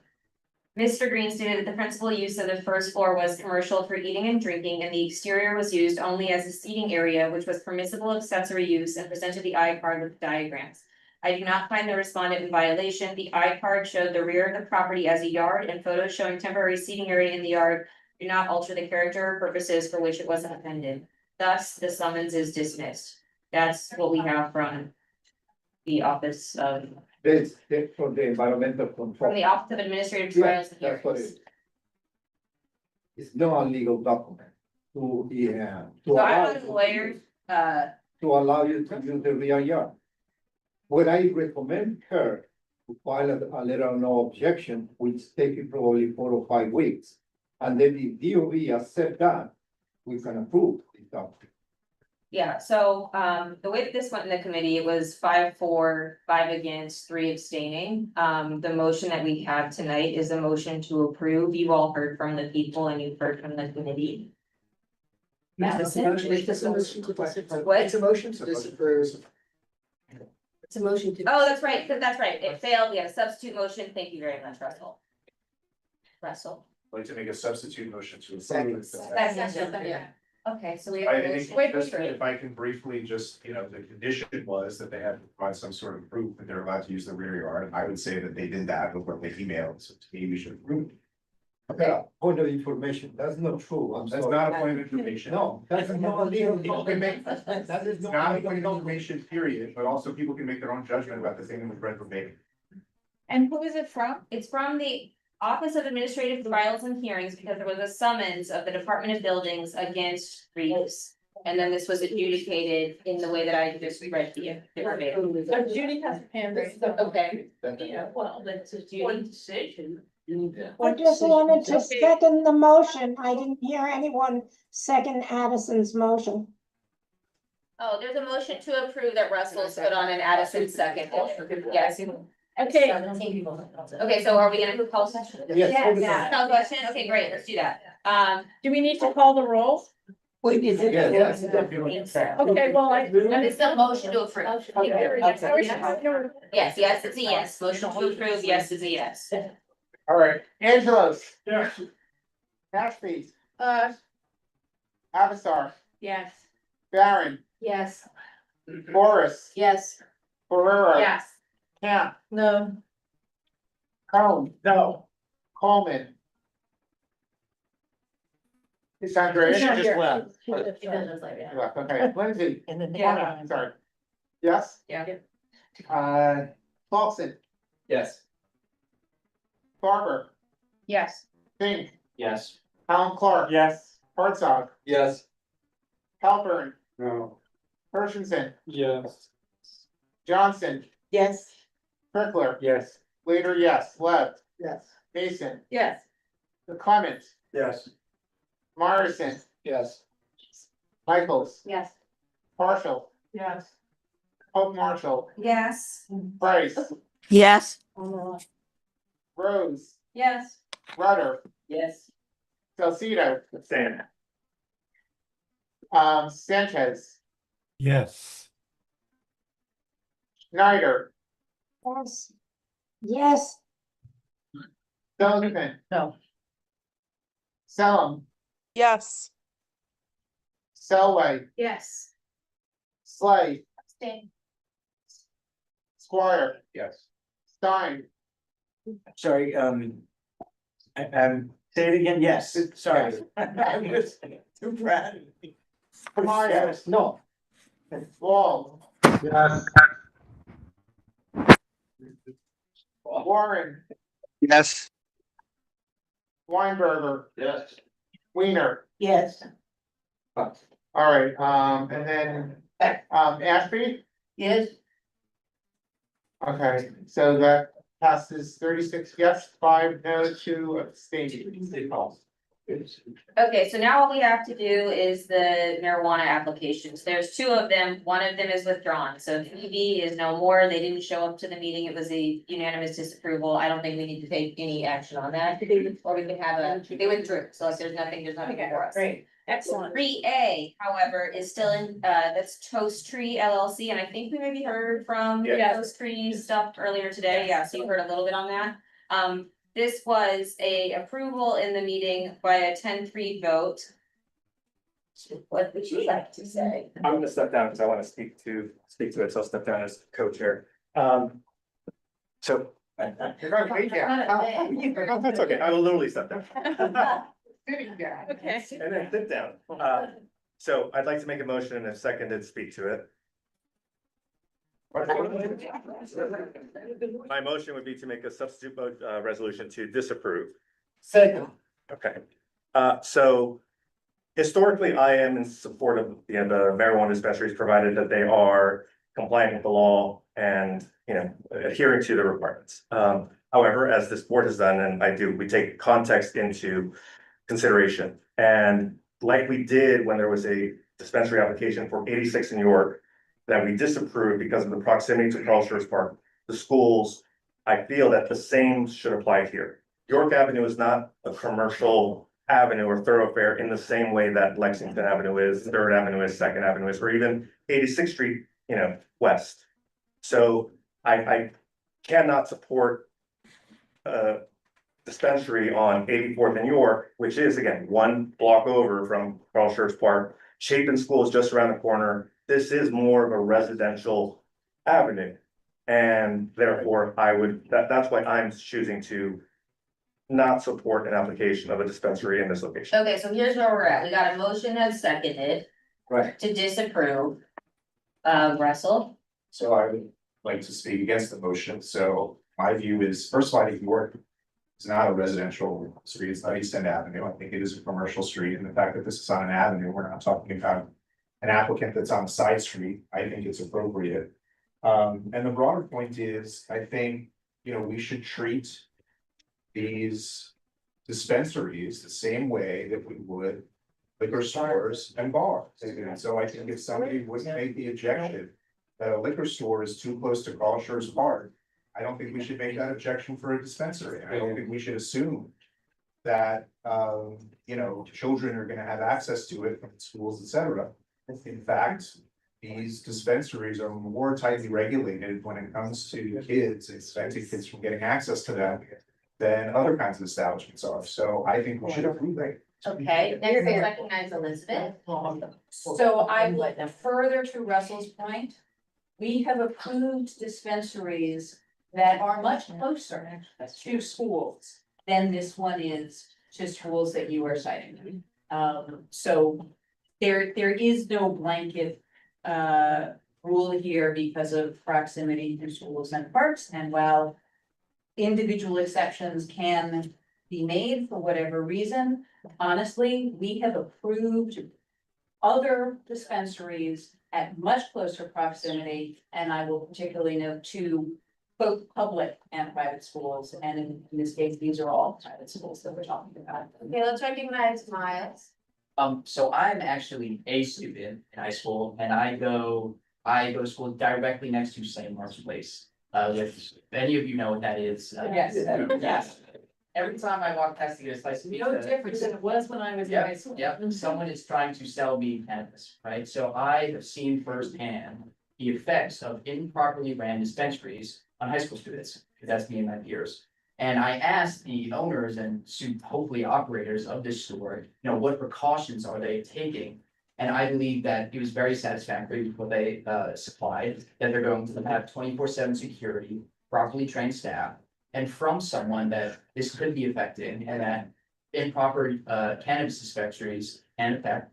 I believe that we should support those. Let's recognize Lori.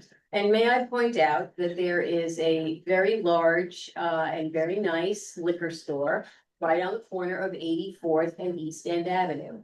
So I think that we need to be reasonable and we need to be consistent. It's ridiculous. It's ridiculous to bar these cannabis establishments that are following all of the rules. As ridiculous as the rules are, they're following them. We need to approve it.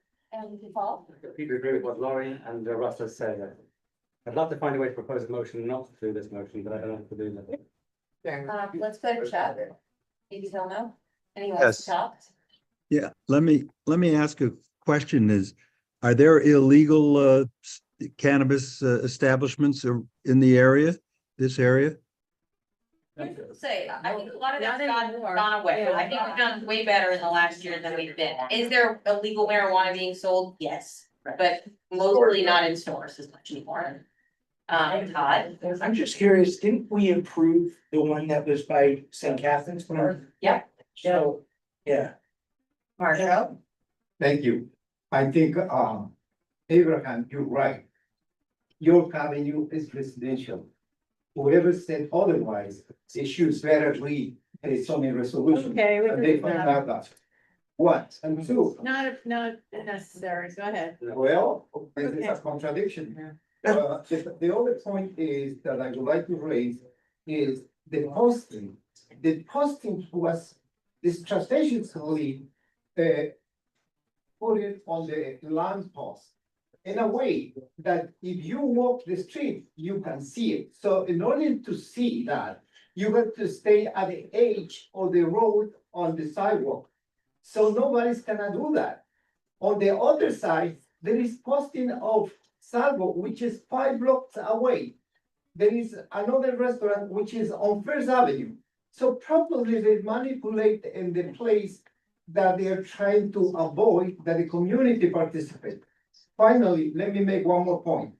We have 3 problems in our community in the past. One of them was saloon, and this is the place of the saloon. And the saloon was a nightmare for our community. Now it brings the marijuana place, in that location. I think it's wrong. Thank you. DJ? I live on 82nd in York. It's residential, but it's also commercial. Five Lamps is right there next door, Saloon Ones. It's a busy bar, but it's well run. These dispensaries are fairly discreet. People don't just walk out and light up. And frankly, it's legal for people to light up wherever they want. And sometimes the members try to relitigate what the state legislature decided. Okay, so I'm gonna call on Sharon, but I'm gonna say, I feel like a good move might be to call the question. Raise or not. Well, Sharon, I'm gonna recognize you, Sharon. Second. No, What is? I think we have something to say that makes sense about That's not. I think we'll call the question, it's gonna fail, and then we'll get to have a lead Yeah. say. That's my guess Yeah. what happens here. Roll It's a, call on it's the a roll call, a motion to disapprove. Angelo. I guess. Wait a minute, Ashby. thought it's approval. Okay. So that was Ashby, no. Avasar. To disapprove it? Yes. Barron. Yes. Disapprove it. I'm sorry, Wait, can you tell us what we're voting on? We are voting to disapprove the application. To disapprove the application, If okay. you vote yes, or disapproving the application. Okay, start over again. Okay. Ashby. Yes. We'll ask the motion, Avasar. Yes. but I didn't think. Barron. Yes. Morris. No. Barrero. No. Cam. Yes. Cone. Yes. Cormac. No. Folkson. No. Faber. No. Fink. No. Helen Clark. No. Hartzog. No. Helper. Yes. Hershenson. Yeah. Johnson. No. Crickler. No. Later. No. Lave. No. Mason. Yes. McLennan. No. Meyerson. No. Michaels. Yes. Partial. Yes. Pope Marshall. No. Price. Yes. Rose.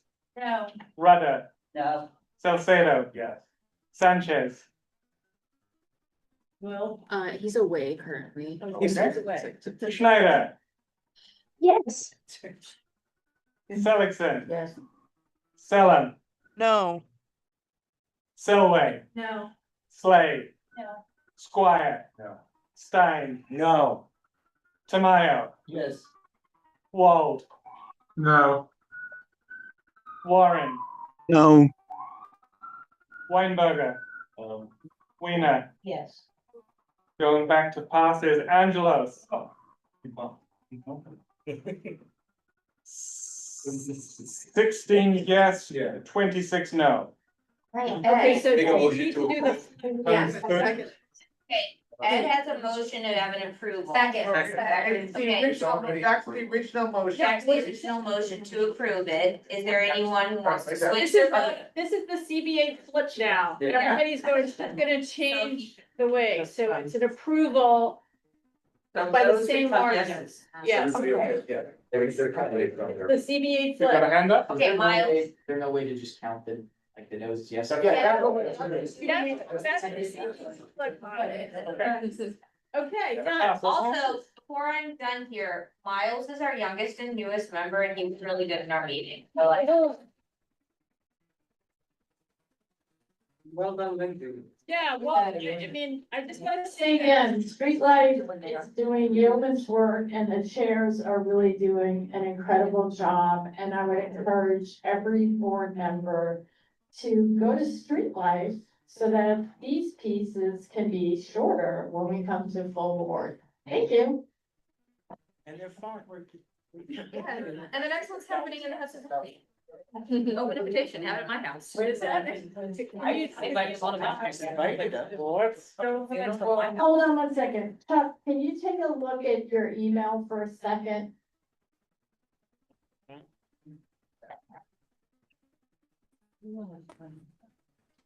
Did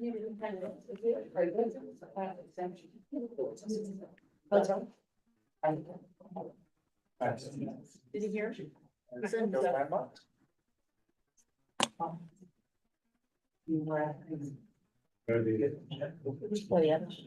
Hold on one second. I don't want to make you into that. No. You done it. Oh, not you done it, but yeah, that. No, that's not what I'm talking about. But. Those outlets. The trans- Chuck? Okay. I sent you a message, Valerie, yes, on that. Okay. I'm gonna make a motion to, give the bride another present and flip the agenda to street fairs. Okay? Yeah. Everybody in favor? Thank you very much. Thank you, parliamentarian.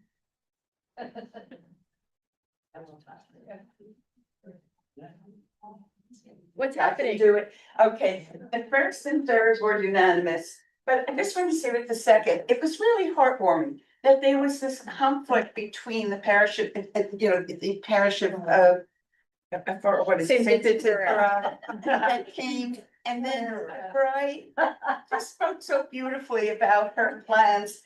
And immediately there was, well, let's try to do this, the only issue was they had to make sure that they didn't have to go in front of the city again and, what was legally allowed. And I found it very nice that communities can work so well together. So I don't know if you want to take all three together. Yes. You're just gonna change the second one to change the street. Yes, the second one to be approval. Okay, sounds good. Great, thanks. Everybody in favor? Yeah. Okay, thank you. The bride. This will go in your memory book. And thank you to Sam for suggesting it. Yeah.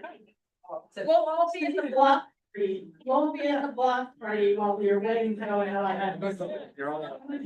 He's always coming to the wedding, so just have another guest. Okay, moving to landmarks, which I know we're gonna get done in 6 minutes, right, guys? Yes, we are. Thank you. Get it done very quickly. No pressure. No pressure. Just take you very quickly through the images. This was a unanimous approval. Thank you, Street Bear. Oh, yeah. Hold on, yeah.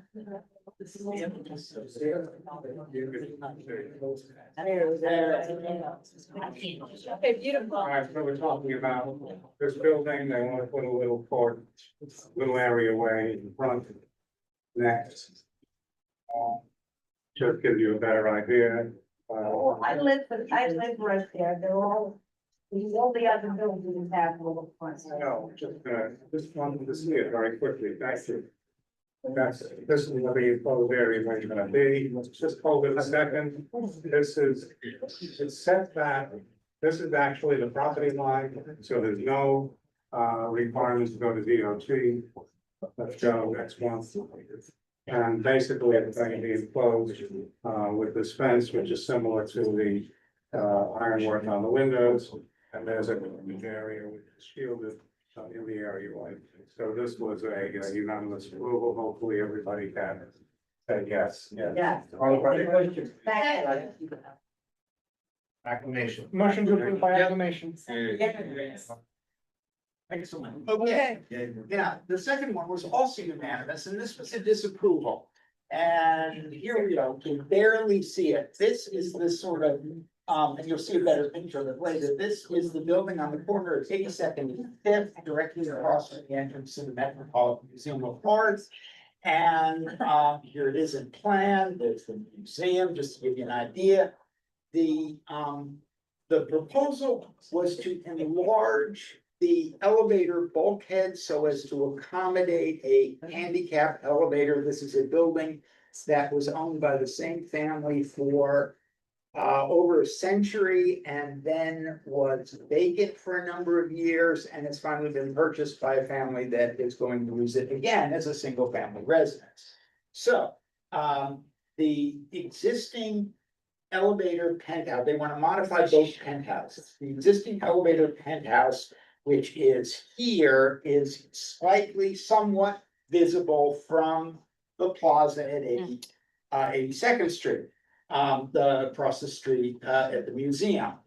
The other penthouse is a collection of strange forms which they applicants are planning to regularize and push back from the street so that they will be in fact not visible. So we'll go up the next slide. This is the condition in elevation, so you never see this unless you're infinitely far away. This is the rear penthouses, this is the elevator penthouse.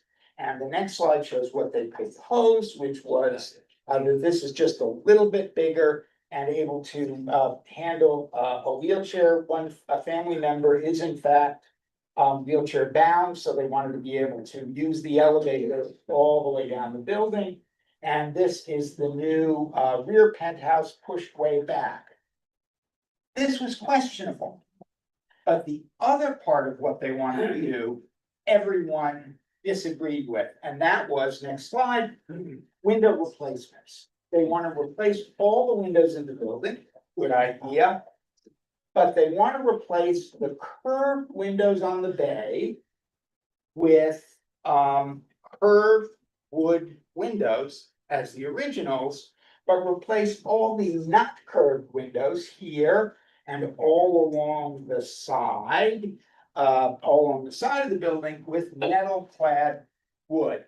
As a general rule, we do not approve metal clad wood.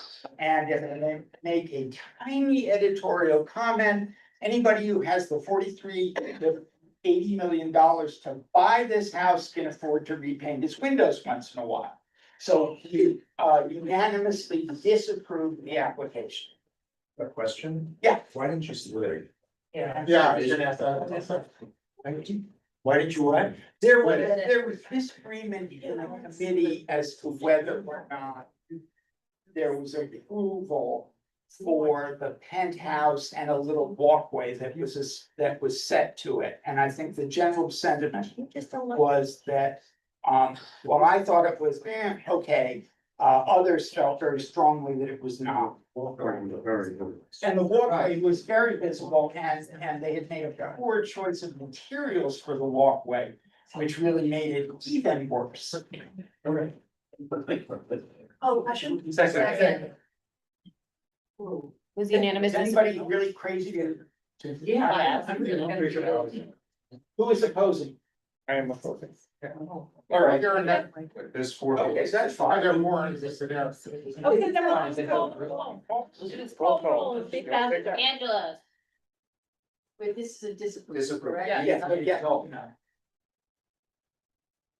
The online. Can I just ask a point of information? Yeah. If we disapprove it, they can still come back with whatever. Yeah, We encouraged them to come back. Yeah. They were so close. Okay, Angela. He said no. Okay. Ashby, or wait, you think no or yes? Yes. yes. Ashby, Yes. Avisar, she might be gone. Barron, yes. Flores, No. Guerrero, Pass. Camp, Cone, Yes. Lindsay, me, yes. DJ, Paulson, No. Barber, A yes and a disapproval. Correct. Yes. Spink, Yes. Alan Clark, No. Hartzog, Yes. Halpern, Yes. Hershenson, Yeah. Wilma Johnson, Pass. oh, pass, okay, Prickler, No. Later, No. Lev, No. Mason, And Danielle is back. McClement, Yes. Meyerson, Yes. Michaels, Yes. Harshal, Yes. Hope Marshall, Yes. Price, Yes. Rose, No. Rudder, Yes. Salcedo, Yes. Schneider, Solely. Seligson, Yes. Selim, No. Selway, Yes. Slay, Abstain. Squire, Yes. Stein, Yes. Tamayo, Yes. Wald, No. Warren, No. Weinberger, No. Weiner, Yes. and then Avisar. What was the exact question? It's missing his approval, Yes. Guerrero, No. Johnson, Yes. okay, this is a 27 yes, 12 no. Okay, so it's It's disapproved. disapproved. Great, okay. Which one is next? So the next one is gonna be me again? Is this a unanimous? This, This was. no, this was not quite unanimous. Okay, well, was it almost unanimous? I mean, we've got one that's gonna be controversial, so I'm just. Yeah. Okay, We're doing the best we can. okay. This was split into two parts. This is, our old friend, the old Whitney Museum, which seems to come back every month. And, what they are proposing here, the design team is proposing, to activate what is the secondary entrance to the museum. This is an old photo. Activate the secondary entrance to the museum, which is at the foot of the stair, which is actually a landmark stair. And what they want to do is they want to put a bunch of planters here, with lights in them and mount lights on the party wall and have an illuminated sign, you can see it here. And, mount lights up here on the building to put light, on the ground. The committee felt, this is why we split it, the committee felt, in general, that there are other solutions available that would not require, all of this stuff that really has nothing to do with the original building. And, so this was, I think it was. Was it 6-1, 7-1? 5-1. And Elizabeth was the only one who thought that this portion of the project was just fine. I think the rest of us felt that the austerity of the existing building was much compromised by all of these additions.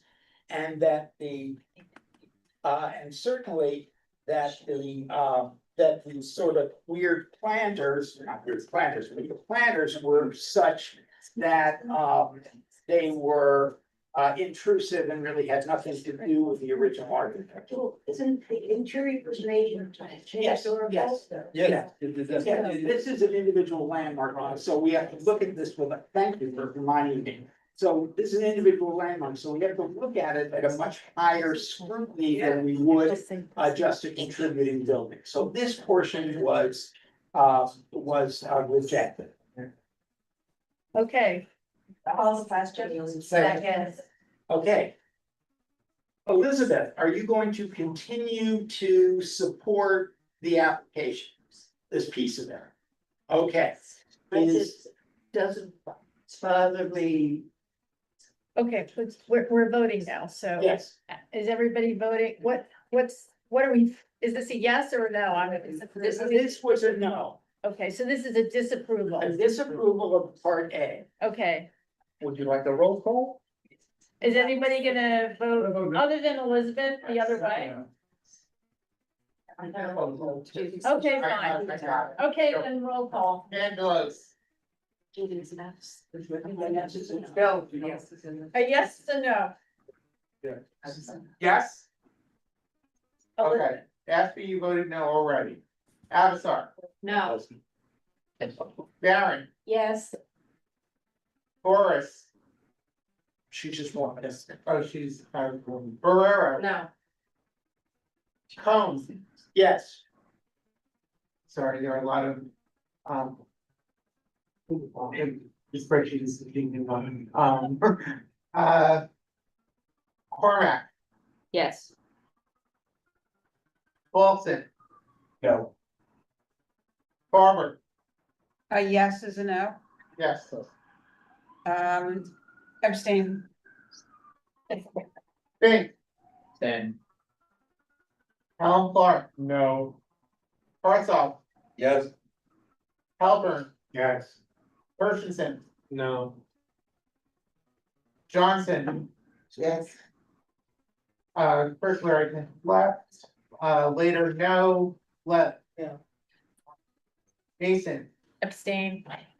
McClemens, Yes. Myerson, No. Michaels, No. Marshall, Yeah. Hope Marshall, Yes. Price, Yes. Rose, Yes. Rudder, No. Salcido, No. is Sanchez still on? Yes. Yes. Okay, Sanchez, Yes. Judy? No. Leon? No. Allen, Phillipson. Yeah.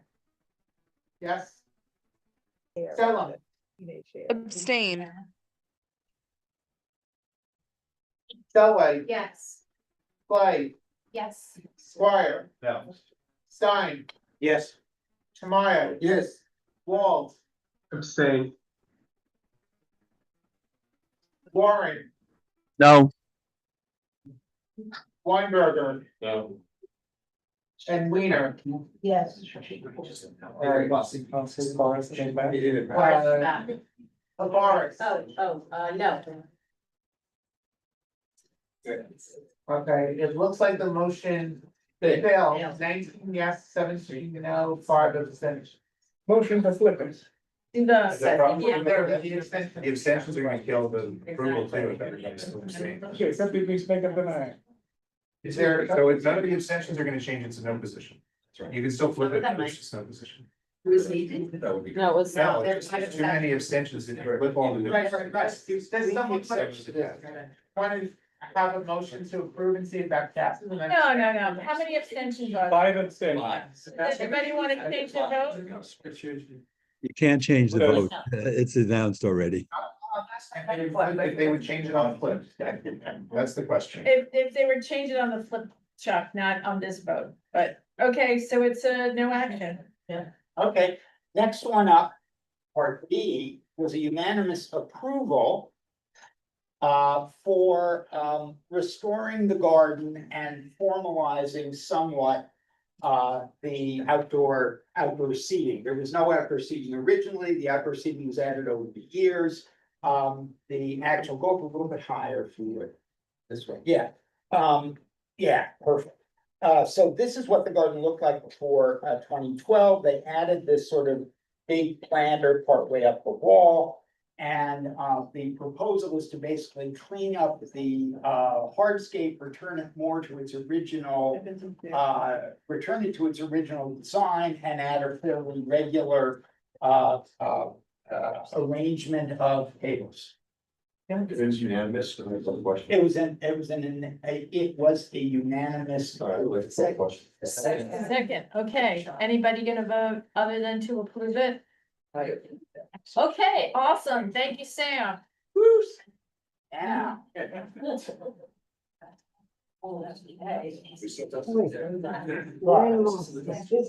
David. I'm signing. This is the house with the cellar that we just approved. Is this 95th Street? Yeah. Okay, just give the address. 118 Okay, East 95th Street. First of all, it's a very difficult kind of situation to interpret landmark guidelines. Because you're talking about context and appropriateness. So how do you achieve a context and appropriateness resolution with a cell? The other thing about landmarks is they say if you're going to add a floor, and it has to go through a certificate of appropriateness, which means that we have to rule on it. So first, let me say that with respect to the information we received at 4 o'clock this afternoon, at least that's when I saw it. I can tell you that the cellar that he is talking about is very different. That cellar is 7'7" deep. It's got a 6'4" headroom. It simply has a piece of mechanical equipment in it. Whereas the cellar we're talking about here is larger.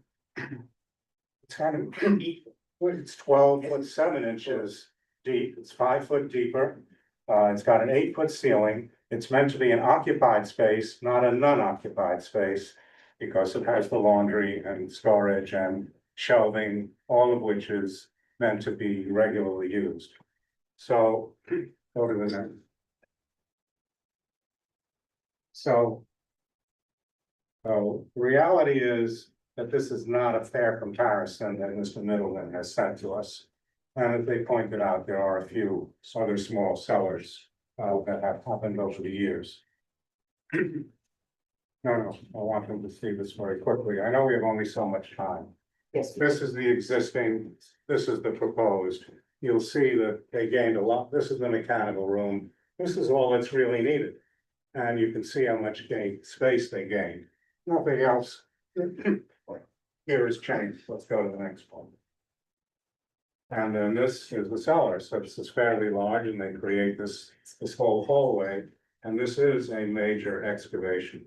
So on a technical issue, yes, I think as everybody pointed out, there are a lot of reasons not to do it, because if there is a problem with vibration, and despite the monitoring and despite whatever care they take, some of these houses have cracks and have problems that are created with the fabric of the house, it'll never go back to what it was. So there has to be a certain respect for what was done both contextually and with respect to the architect. So I'm gonna just refer to my notes because it's easier. First of all, this project does not change the exterior of the building. But the houses in the neighborhood are all built on the New York schist. Some of the houses have cellars because of none of the houses were built with cellars because of the challenges in the schist. There's an interior and an exterior report for this, but primarily exterior. The only interior report is on the house that they want to do, not on all the other houses. And as the neighbors pointed out, they were never notified. So nor were they asked as a group, which you would usually do when you have something this critical, to try to get them all together and speak to them. And I can tell you, as a landmarks committee, and I think also as a board, we've always been concerned that the neighborhood have involvement. So just to summarize it, the proposed excavation poses extreme hazards for 118 East 98th. Whereas the design process ignored the community, whereas the design process discounted any possibilities within the current floors, plenty of space within this big house.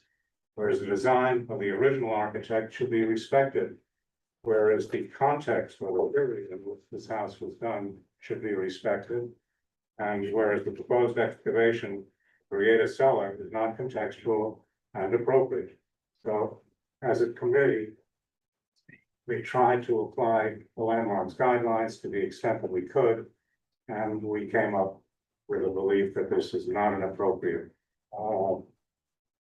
item to do. Therefore, this is unanimous. Yeah, thanks, Derek. I just had a quick question because two-part. One, in terms of the timing issue with the landmarks application, but I'm troubled by, I was gonna be a no anyway, because it's just so deep and what you said. But this change at the last minute kind of bothers me, but I don't know if that would even make a difference in your opinion, given that it's significantly smaller and not for occupation. If it doesn't, then my question's irrelevant. It's not a relevant comparison. It's an unoccupied space. It's got a 6'4" headroom. Nobody's gonna be down there except to fix the oil burn. But my question then is, what you're still digging though to get to No, make no, that. no, no. But the it's- amount of it's digging- Different, I think, I'm sorry, David. I think, Ed, what David is saying is that, Mr. Middleton in his comments earlier said that there's a basement next door. The basement next door has headroom like this. Oh, I see. The basement of his client would be like this. And so David was just pointing out that it was an inappropriate, comparison. Chuck has his hand up online. Got it. Chuck, yes, Chuck. Hold on a second. Okay, you're unmuted. Go ahead. We're not really engineers, and it seems to me that this was sort of an engineering judgment, and we do have some engineering reports, I assume, that say that this, and especially the second version could easily be handled. So I'm not sure why, why we should disapprove this based on, Actually, Chuck, I'm sure David read the report too. I read the report yesterday, the one that he sent us yesterday. And in fact, like most engineers' reports, he talks about how to protect the subject building, 118, not what potential damage there will be to the buildings on either side and further up and down the block. And so in a way, what we are suggesting is that the applicant do no harm, not even that the applicant fix what he breaks, but that he not break it.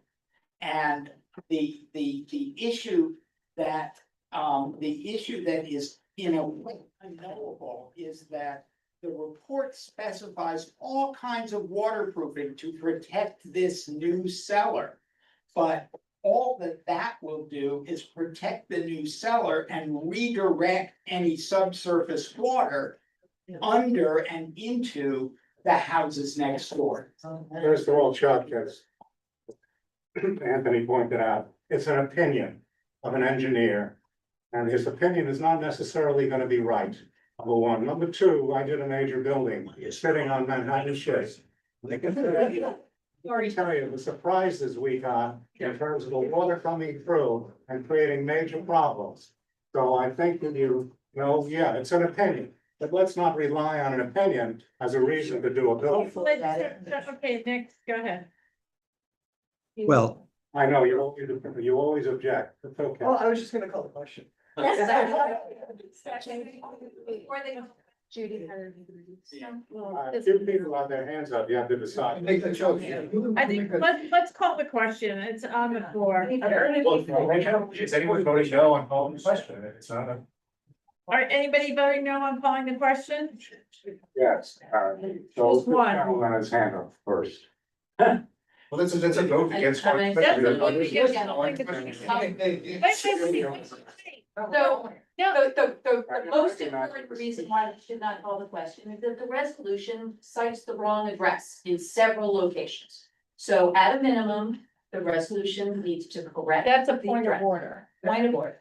Okay, thank you. All right. If I were allowed to then ask a question, I would like to. No, you can't. You can't. And You're saying that, you're saying that where it references the building, that it doesn't always say 180. Okay, we're calling the question. Would you like to roll call? I would like a roll call. Let's do it.